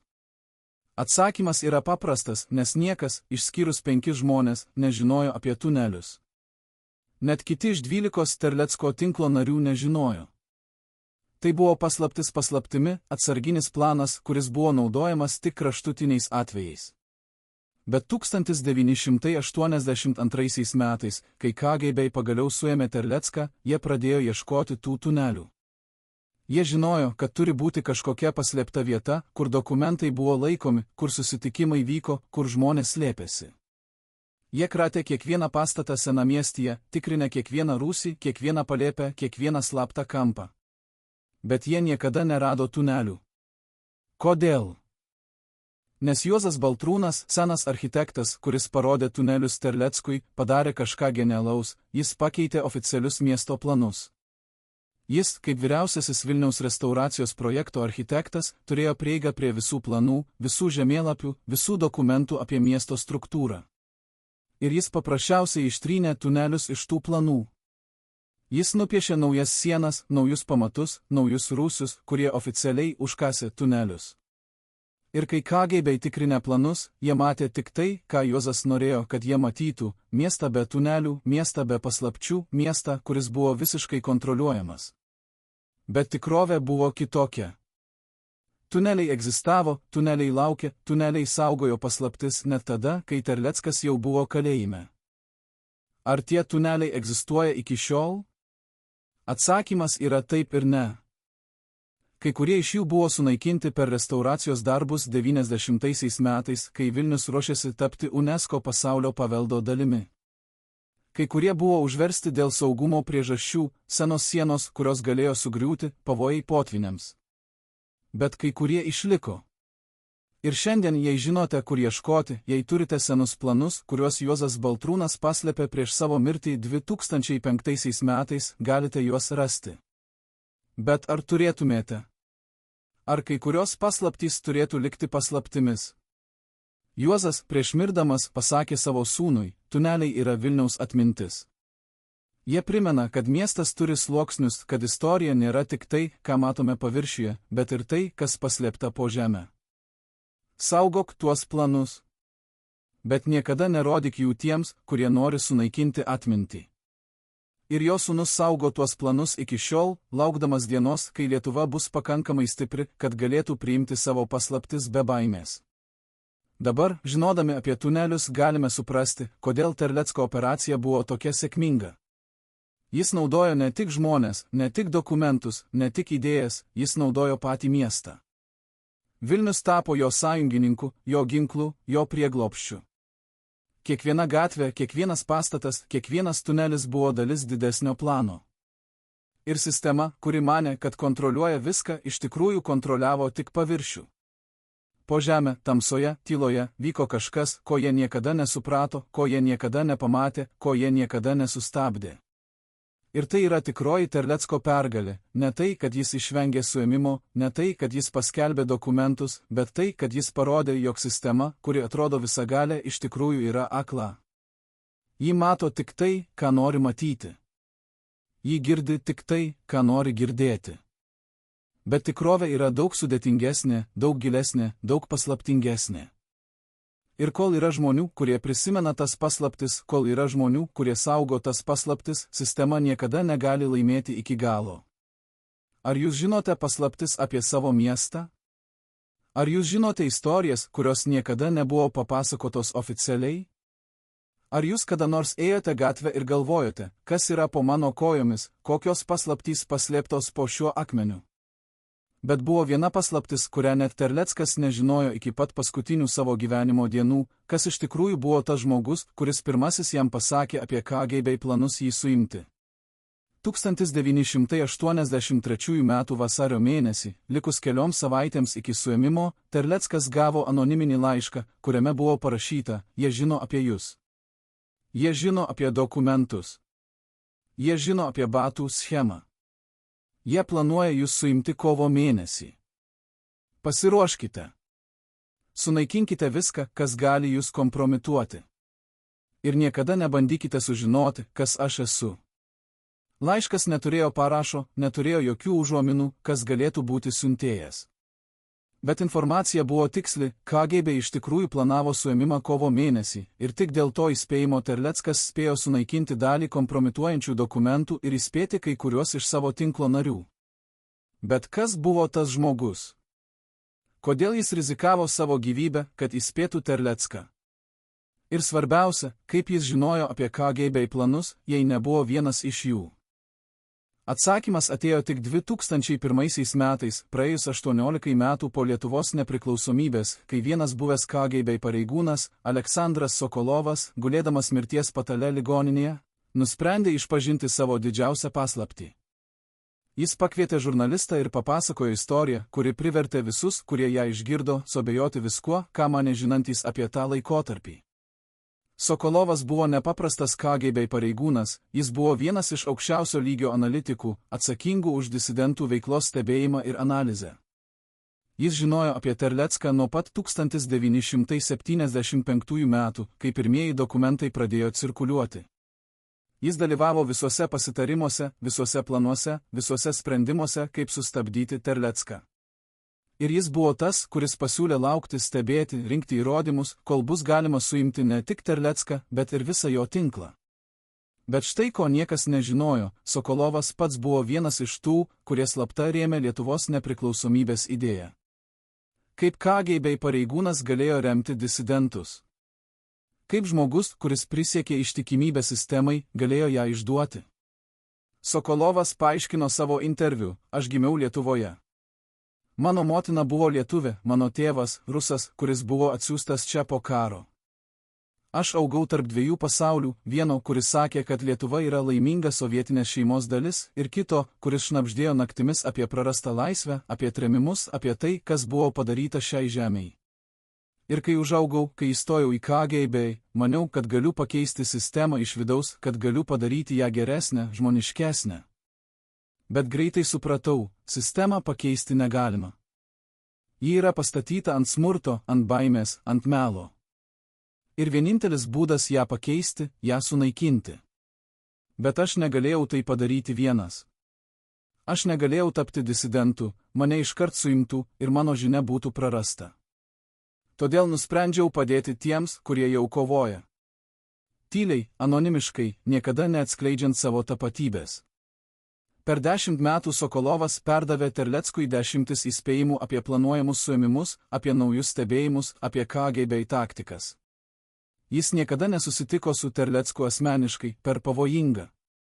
Jis naudojo anoniminius laiškus, palikdamas juos vietose, kur žinojo, kad Terleckas juos ras. Ir kiekvieną kartą jis rizikavo viskuo, jei KGB būtų sužinoję, kad vienas iš jų pačių padeda disidentams, bausmė būtų buvusi ne tik kalėjimas, bet mirtis. Bet Sokolovas tęsė, nes jis tikėjo, kad tai, ką daro Terleckas, yra teisinga. Jis tikėjo, kad Lietuva nusipelno laisvės. Jis tikėjo, kad tiesa yra svarbesnė už lojalumą sistemai, kuri remiasi melu. Ir kai 1983 metais jis sužinojo apie planuojamą Terlecko suėmimą, jis žinojo, kad turi įspėti. Net jei tai reikš, kad operacija, kurią jis pats padėjo planuoti, žlugs. Net jei tai reikš, kad jo kolegos įtars jį. Jis parašė tą laišką, paliko jį toje vietoje ir laukė.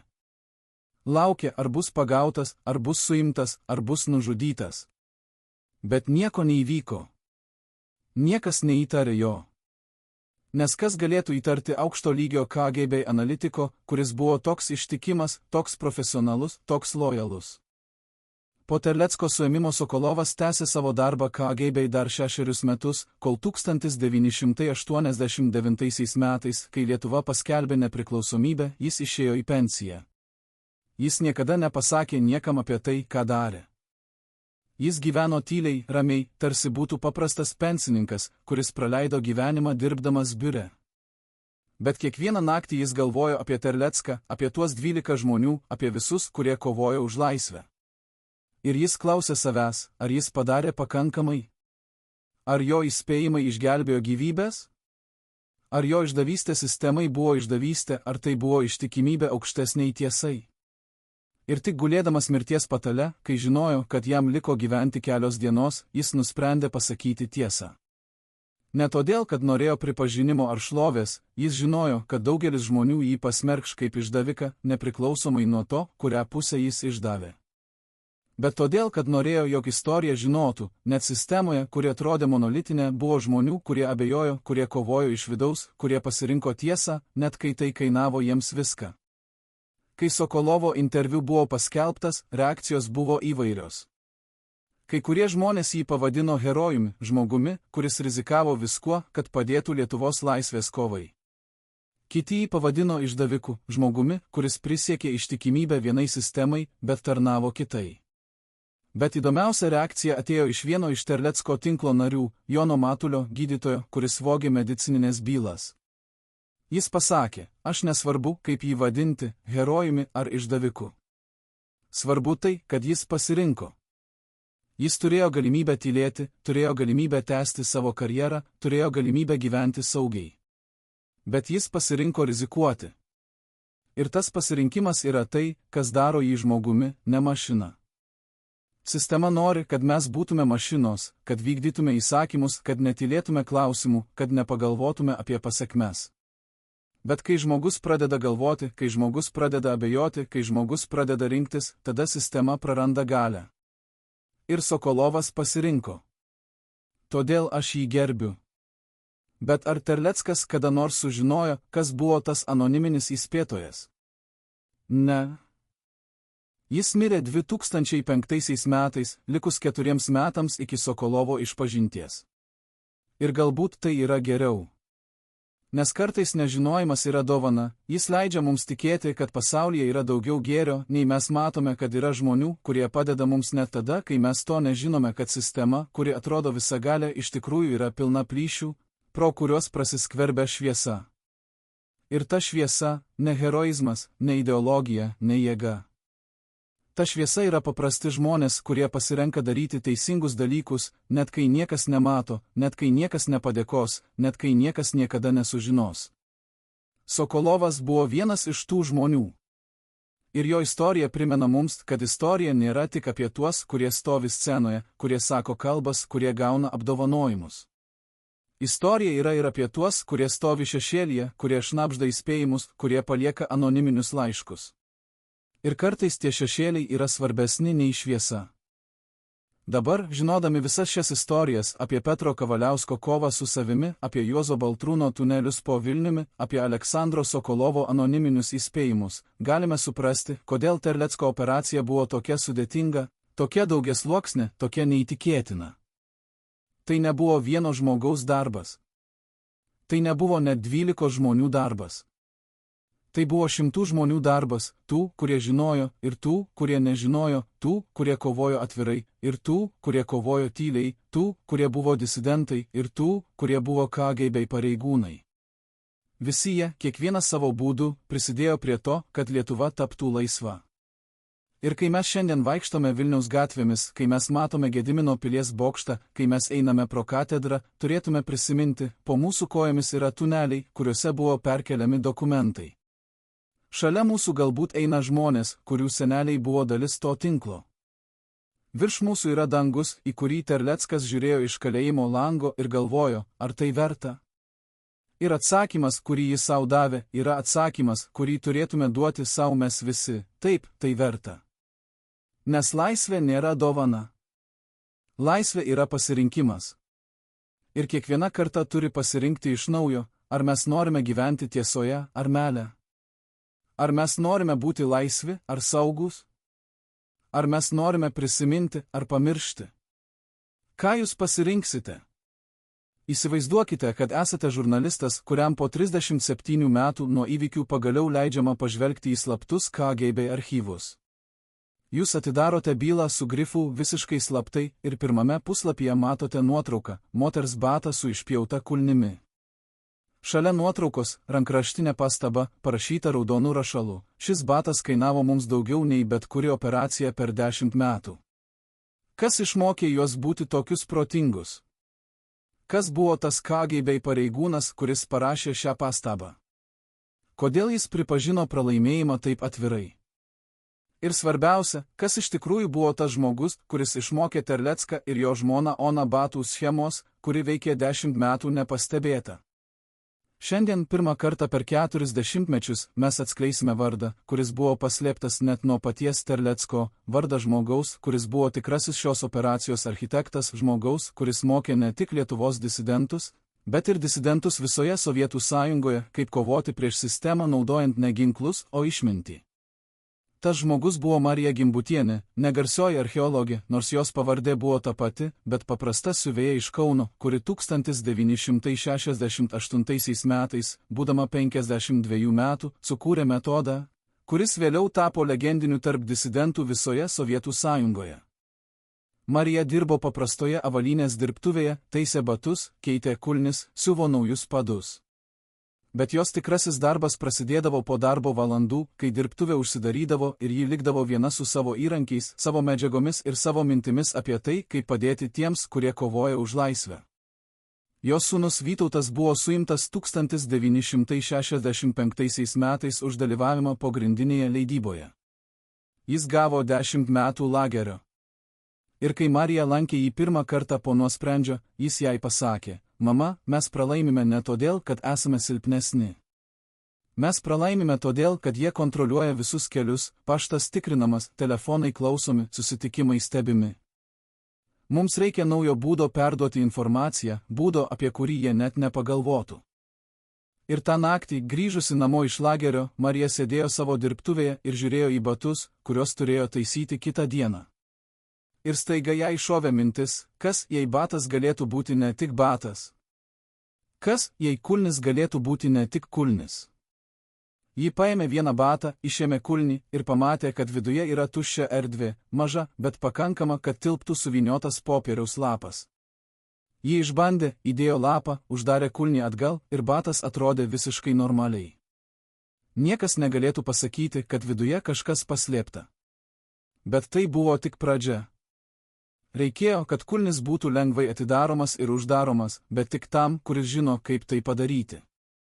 Reikėjo, kad net jei KGB patikrins batą, jie nerastų nieko įtartino. Ir Marija praleido kitus 3 mėnesius tobulindama savo išradimą, specialų mechanizmą, kuris leisdavo atidaryti kulnį tik tada, kai žinai tikslų spaudimo tašką. Iš išorės atrodė, kad tai paprastas batas. Bet viduje buvo mažytė spyna, kuri atsirakinėdavo tik tada, kai paspausdavai tam tikrą vietą tam tikrų kampų. Kai Marija pagaliau sukūrė tobulą batą, ji nežinojo, kam jį parodyti. Ji negalėjo tiesiog eiti į gatvę ir sakyti, aš turiu batą, kuris gali padėti disidentams. Bet 1969 metais, kai jos sūnus buvo paleistas iš lagerio po 4 metų dėl geros elgsenos, jis grįžo namo ir papasakojo jai apie žmogų, kuris Vilniuje organizuoja dokumentų platinimą. Apie Antaną Terlecką. Jis ieško naujų būdų, pasakė Vytautas. Jis ieško žmonių, kurie gali padėti. Galbūt tavo batas yra tai, ko jam reikia. Ir Marija nusprendė rizikuoti. Ji parašė laišką Terleckui, netiesiogiai, bet per tarpininką, per žmogų, kuris žinojo Terlecką. Laiške ji aprašė savo išradimą, paaiškino, kaip jis veikia ir pasiūlė susitikti. Ir po 2 savaičių ji gavo atsakymą, vieną žodį, parašytą ant mažo popieriaus lapelio – taip. Jų susitikimas įvyko Kauno botanikos sode, šiltą pavasario dieną, kai žmonės vaikščiojo tarp gėlių ir niekas nekreipė dėmesio į 2 žmonės, kurie sėdėjo ant suolelio ir kalbėjosi apie orus. Marija atnešė batą, ne specialų, bet paprastą, kurį ji buvo paruošusi demonstracijai. Ji parodė Terleckui, kaip atidaryti kulnį, kaip įdėti dokumentą, kaip uždaryti jį atgal taip, kad niekas nepastebėtų. Terleckas žiūrėjo tylėdamas, bandė pats, atidarė ir uždarė kelis kartus. Ir tada pasakė, tai yra genialiausia, ką mačiau per 10 metų. Bet yra viena problema, jei KGB sužinos apie šią schemą, jie pradės tikrinti visus batus. Ir tada visi, kurie naudoja šį metodą, bus pagauti. Kaip mes galime išvengti to? Marija šypsojosi ir išsitraukė dar vieną batą, šį kartą visiškai kitokio dizaino, su kitokiu kulniu, su kitokiu mechanizmu. Aš galiu padaryti 100 skirtingų versijų, ji pasakė. Kiekvienas batas bus unikalus. Net jei jie ras vieną, jie nežinos, kaip atrodo kiti. Ir taip prasidėjo bendradarbiavimas, kuris tęsėsi 12 metų. Marija gamino specialius batus, nedaug, tik kelis per mėnesį, kiekvieną kartą skirtingus, kiekvieną kartą su naujų mechanizmų. Ji mokė Oną Terleckienę, kaip nešioti tuos batus, kaip elgtis natūraliai, kaip netyčia juos palikti reikiamose vietose. Ji mokė kitus iš tinklo, kaip atpažinti specialius batus, kaip juos atidaryti, kaip perduoti toliau. Ir per tuos 12 metų jos batai perkeliavo per visą Lietuvą, nuo Vilniaus iki Klaipėdos, nuo Kauno iki Šiaulių, nuo miestų iki mažų kaimelių. Kiekvienas batas nešė savo paslaptį, savo dokumentą, savo tiesą. Ir nė vienas iš jų nebuvo pagautas. Nė vienas. Kaip tai įmanoma? Kai per 12 metų, kai KGB turėjo tūkstančius agentų, niekas nepastebėjo, kad moteris nešioja specialius batus su paslėptais dokumentais. Atsakymas yra paprastas, nes niekas neieškojo batų. Jie ieškojo knygų, laiškų, slaptų susitikimų. Bet kas galėtų pagalvoti, kad paprasti moterų batai gali būti ginklas prieš sistemą? Bet 1981 metais įvyko kažkas, kas beveik viską sugadino. Viena moteris, ne iš Terlecko tinklo, bet paprasta moteris, kuri pirko batus iš Marijos dirbtuvės, atsitiktinai atrado slaptą mechanizmą. Ji bandė taisyti kulnį pati namuose ir, spausdama ne tą vietą, atidarė slaptą skyrių. Viduje nieko nebuvo, tai buvo paprastas batas, kurį Marija dar nebuvo perdavusi Terleckui. Bet moteris išsigando. Ji pagalvojo, kad tai yra kažkokia kontrabanda, kažkokia nelegali schema. Ir ji nuėjo į miliciją. Milicija perdavė batą KGB. Ir staiga visa operacija atsidūrė pavojuje. KGB pradėjo tirti, kas gamina tokius batus. Kiek jų yra? Kam jie skirti? Jie atėjo į Marijos dirbtuvę, apklausė ją, tikrinę jos įrankius, jos medžiagas. Marija žinojo, tai yra pabaiga. Bet ji taip pat žinojo, ji negali prisipažinti. Nes jei ji prisipažins, ji pasmerkš ne tik save, bet ir Terlecką, ir Oną, ir visus kitus. Todėl ji pasakė KGB pareigūnams istoriją, kuri buvo tokia paprasta ir tokia įtikinama, kad jie patikėjo. Ji pasakė, kad tas batas buvo eksperimentas, ji bandė sukurti batą su slapta vieta, kur moterys galėtų laikyti pinigus ar papuošalus, kai keliauja. Žinote, kaip yra, ji sakė. Moterys bijo vagių. Jos nori turėti saugią vietą savo vertybėms. Aš galvojau, kad galėčiau parduoti tokius batus kaip specialų produktą. Bet tada supratau, kad tai per sudėtinga, per brangu. Todėl nustojau. Tas batas, kurį radote, yra tik prototipas. Aš net nebaigiau jo. KGB pareigūnai žiūrėjo į ją, bandydami suprasti, ar ji sako tiesą. Jie tikrinę jos butą, jos dirbtuvę, jos finansus. Bet nieko nerado. Nes Marija buvo pakankamai protinga, kad niekada nelaikytų specialių batų savo dirbtuvėje. Ji juos gamindavo namuose, naktimis ir iškart perduodavo Terleckui. Todėl KGB neturėjo įrodymų. Jie galėjo tik įtarti. Ir po 3 savaičių tyrimo jie uždarė bylą kaip nepagrįstą įtarimą. Bet Marija žinojo, ji turėjo sėkmę. Vieną kartą. Bet sėkmė nepasikartoja 2 kartus. Todėl ji nusprendė sustoti. Ne amžiams, bet kuriam laikui. Ji pasakė Terleckui, kad nebegali gaminti batų, kad per pavojinga, kad reikia laukti, kol viskas nurims. Terleckas suprato. Jis niekada nespaudė žmonių tęsti, kai jie jautėsi nesaugiai. Bet jis taip pat pasakė jai kažką, kas pakeitė viską: jūs jau padarėte daugiau nei bet kas kitas. Jūsų batai išgelbėjo šimtus dokumentų, šimtus tiesų, šimtus gyvenimų. Ir net jei jūs niekada daugiau nepadarysite nė vieno bato, jūsų darbas tęsis. Nes idėja jau yra pasaulyje. Ir idėjos negali būti sustabdytos. Ir Terleckas buvo teisus. Net kai Marija nustojo gaminti batus, kiti pradėjo. Disidentai Maskvoje, Kijeve, Tbilisyje, visi jie išgirdo apie batų schemą ir pradėjo naudoti savo versijas. Sistema bandė kovoti, bet kaip kovoti prieš idėją? Kaip patikrinti kiekvieną batą kiekvienoje šalyje? Tai buvo neįmanoma. Kai 1991 metais Lietuva tapo nepriklausoma, Marija Gimbutienė buvo viena iš tų 12 žmonių, kurie susitiko Seime ir pagaliau pasakė savo vardus garsiai. Bet kai žurnalistai bandė ją kalbinti, kai jie norėjo sužinoti daugiau apie jos batų schemą, ji tik papurtė galvą ir pasakė: aš tik siuvėja.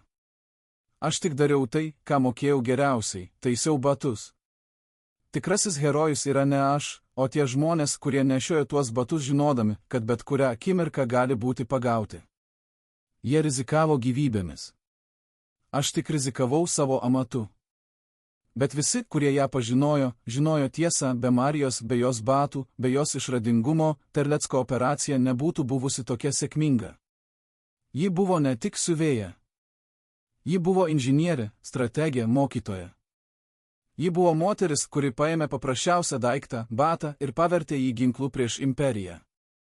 Ar jūs kada nors pagalvojate, kad paprasčiausi daiktai jūsų gyvenime gali turėti slaptą paskirtį?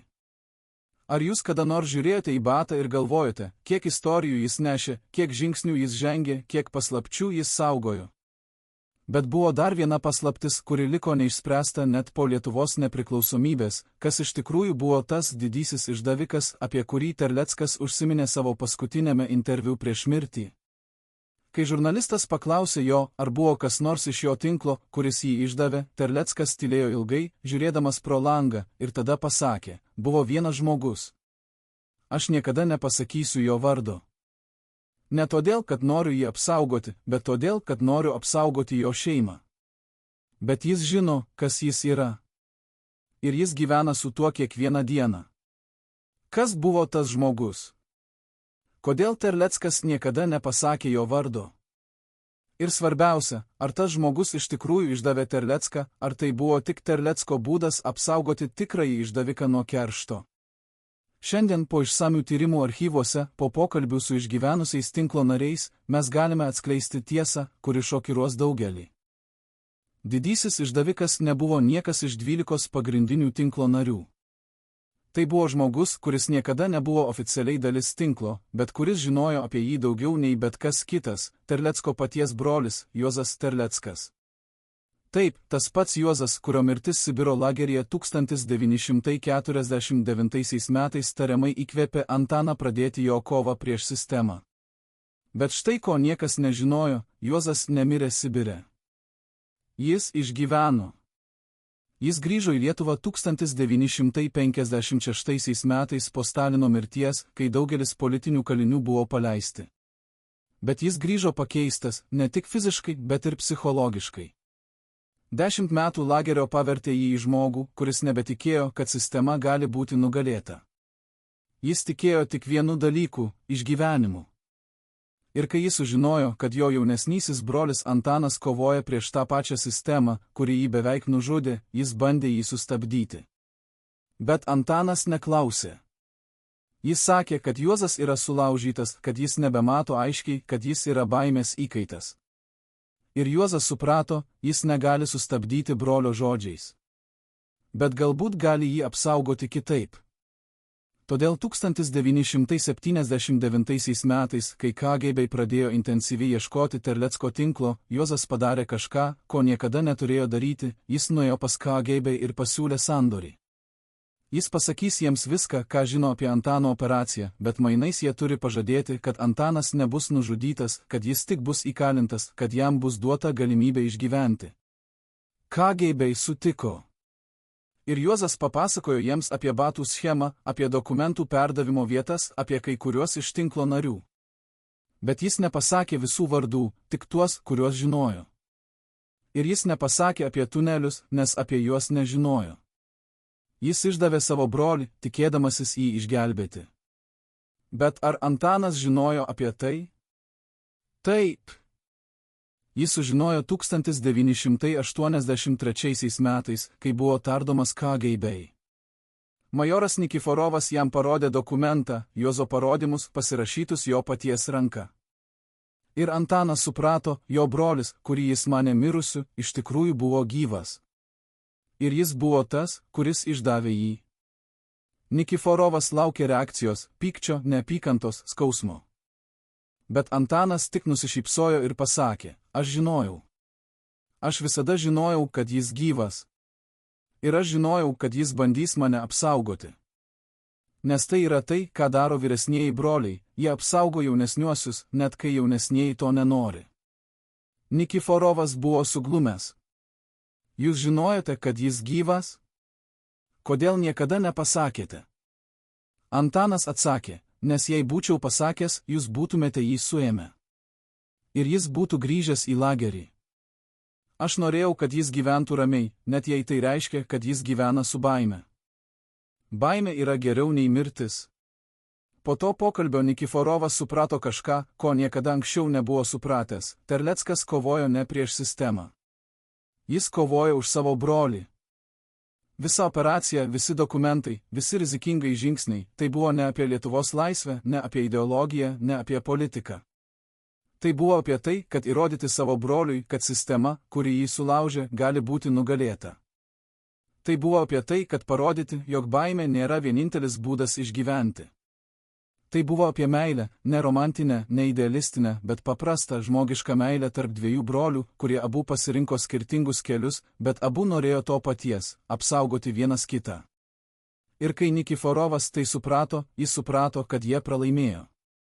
Nes negalima nugalėti meilės. Negalima suimti jos, negalima nuteisti jos, negalima užmušti jos. Ji gyvena toliau, net kai viskas kita žlunga. Ar Antanas ir Juozas kada nors susitiko po Antano paleidimo iš lagerio? Taip, vieną kartą. 1988 metais, kai Antanas grįžo į Vilnių, jis sužinojo, kad Juozas gyvena mažame bute žvėryne, dirba paprastų darbininkų statybose, vengia žmonių, vengia praeities. Antanas nuėjo pas jį vieną vakarą, be įspėjimo, be skambučio. Jis tiesiog pabeldė į duris. Kai Juozas atidarė ir pamatė brolį, kurį nebuvo matęs 32 metus, jo veidas tapo baltas kaip drobė. Jis norėjo kažką pasakyti, bet žodžiai neišėjo. Ir Antanas tiesiog apkabino jį. Jie stovėjo tai 5 minutes, tylėdami, abu verkdami, abu žinodami, kad žodžiai yra nereikalingi. Nes kai kurie dalykai yra už žodžių. Kai kurie dalykai yra už atleidimo. Kai kurie dalykai yra tiesiog apie tai, kad būti kartu, net kai viskas kita yra sudužę. Po to vakaro jie susitikdavo kartą per mėnesį, nedažnai, neilgai, tik kavai, tik pokalbiui apie nieką svarbaus. Jie niekada nekalbėjo apie praeitį, niekada nekalbėjo apie išdavystę, niekada nekalbėjo apie tai, kas galėjo būti. Jie kalbėjo tik apie dabartį, apie orą, apie naujienas, apie mažus kasdienius dalykus, kurie daro gyvenimą gyvenimu. Ir kai Antanas mirė 2005 metais, Juozas buvo šalia jo lovos, laikydamas jo ranką, šnabždėdamas, atleisk, broli. Atleisk, kad buvau silpnas. Bet Antanas, net gulėdamas mirties patale, papurtė galvą ir pasakė, tu nebuvai silpnas. Tu buvai žmogus. Ir tai yra vienintelis dalykas, kuris iš tikrųjų svarbu. Tai buvo paskutiniai žodžiai, kuriuos Antanas Terleckas pasakė šiame pasaulyje. Ir jie buvo ne apie laisvę, ne apie kovą, ne apie pergalę. Jie buvo apie atleidimą. Apie tai, kad būti žmogumi reiškia daryti klaidas, bet taip pat reiškia mokėti atleisti. Dabar, žinodami šią istoriją, galime suprasti, kodėl Terleckas niekada nepasakė didžiojo išdaviko vardo. Nes tas išdavikas buvo jo brolis. Ir kaip galima pasmerkti žmogų, kuris bandė tave apsaugoti, net jei jo būdas buvo klaidingas. Kaip galima neapkęsti žmogaus, kuris tave myli, net jei ta meilė privertė jį išduoti tave? Tai yra sudėtingiausia tiesa apie žmogišką prigimtį, mes ne juodi ar balti, ne geri ar blogi, ne herojus ar išdavikai. Mes esame visi kartu, silpni ir stiprūs, bijantys ir drąsūs, mylintys ir neapkenčiantys. Ir kartais mūsų didžiausi priešai yra tie, kuriuos labiausiai mylime. Ne todėl, kad jie nori mums pakenkti, bet todėl, kad jie nori mus apsaugoti nuo mūsų pačių pasirinkimų. Ar jūs kada nors turėjote atleisti kam nors, kuris jūs išdavė? Ar jūs suprantate, kad kartais išdavystė yra ne apie neapykantą, bet apie meilę, kuri nežino, kaip kitaip save išreikšti? Praėjo 37 metai nuo tos gruodžio nakties, kai KGB pareigūnai įsiveržė į Antano Terlecko butą ir rado tik tuščią slėptuvę ir vieną batą su paslėpta kamera. Šiandien tas batas yra eksponuojamas Lietuvos okupacijų ir laisvės kovų muziejuje Vilniuje po stiklu su užrašu "Batas, kuris pakeitė istoriją". Bet ar jis iš tikrųjų pakeitė istoriją?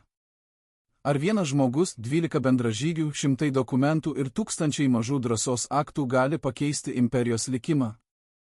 Atsakymas yra sudėtingas, nes istorija niekada nėra apie vieną dalyką, vieną žmogų, vieną momentą.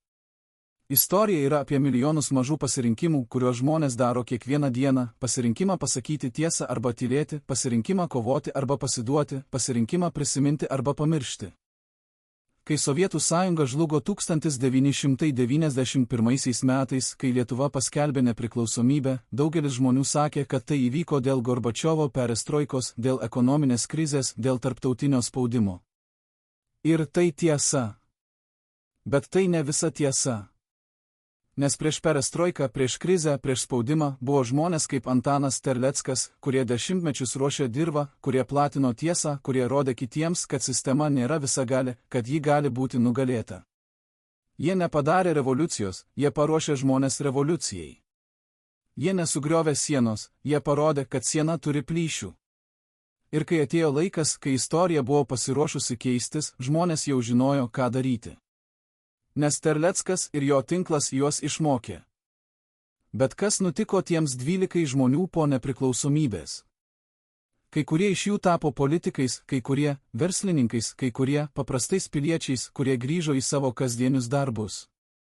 Jonas Matulis, gydytojas, kuris vogė medicininės bylas, dirbo Vilniaus ligoninėje iki pensijos, gydė pacientus, mokė jaunus gydytojus, niekada nekalbėjo apie savo praeitį, nebent kas nors tiesiogiai klausdavo. Ona Petraitienė, mokytoja, kuri turėjo pabėgti į Maskvą, grįžo į Kauną ir vėl pradėjo mokyti vaikus, šįkart neslaptai, bet atvirai, laisvoje šalyje. Petras Kavaliauskas, archyvaras, kuris beveik išdavė kitus, gyveno Dzūkijoje, augino daržoves, skaitė knygas, niekada nešypsojosi. Marija Gimbutienė, siuvėja, kuri sukūrė batų schemą, uždarė savo dirbtuvę ir praleido likusį gyvenimą keliaujant po Lietuvą, lankydama vietas, kur jos batai kadaise nešė paslaptis. Ir Juozas Terleckas, vyresnis brolis, kuris išdavė Antaną bandydamas jį apsaugoti, gyveno tyliai, vengdamas viešumos, niekada nepasakydamas savo istorijos. Kai jis mirė 2012 metais, jo laidotuvėse buvo tik keletas žmonių, šeimos nariai, keli kaimynai ir vienas žmogus, kuris stovėjo nuošalyje, nesertindamas prie karsto, tik stebėdamas iš tolo. Tai buvo majoras Viktoras Nikiforovas, buvęs KGB pareigūnas, kuris tardė Antaną, kuris parodė jam brolio išdavystę, kuris manė, kad tuo palaužys jį. Bet vietoj to jis išmoko kažką apie žmogišką prigimtį, ko niekada nebuvo mokęs KGB mokykloje, kad meilė yra stipresnė už baimę, kad atleidimas yra stipresnis už kerštą, kad žmogiškumas yra stipresnis už ideologiją. Po laidotuvių Nikiforovas priėjo prie Antano našlės Onos ir pasakė: "Atsiprašau." Tik 2 žodžiai. Bet tie 2 žodžiai kainavo jam 30 metų gyvenimo su kaltės jausmu. Šiandien, kai vaikštome Vilniaus gatvėmis, kai matome Gedimino pilies bokštą, kai einame pro katedrą, turėtume prisiminti, po mūsų kojomis yra tuneliai, kuriuose buvo perkeliami dokumentai. Šalia mūsų galbūt eina žmonės, kurių seneliai buvo dalis to tinklo. Virš mūsų yra dangus, į kurį Terleckas žiūrėjo iš kalėjimo lango ir galvojo, ar tai verta? Ir atsakymas, kurį jis sau davė, yra atsakymas, kurį turėtume duoti sau mes visi. Taip, tai verta. Ne todėl, kad laimėjome, bet todėl, kad bandėme. Ne todėl, kad buvome tobuli, bet todėl, kad buvome žmonės. Ne todėl, kad nebijojame, bet todėl, kad veikėme nepaisant baimės. Bet yra viena paslaptis, kuri liko neišspręsta iki šiol, kur yra tie dokumentai, kuriuos Terleckas surinko per 20 metų.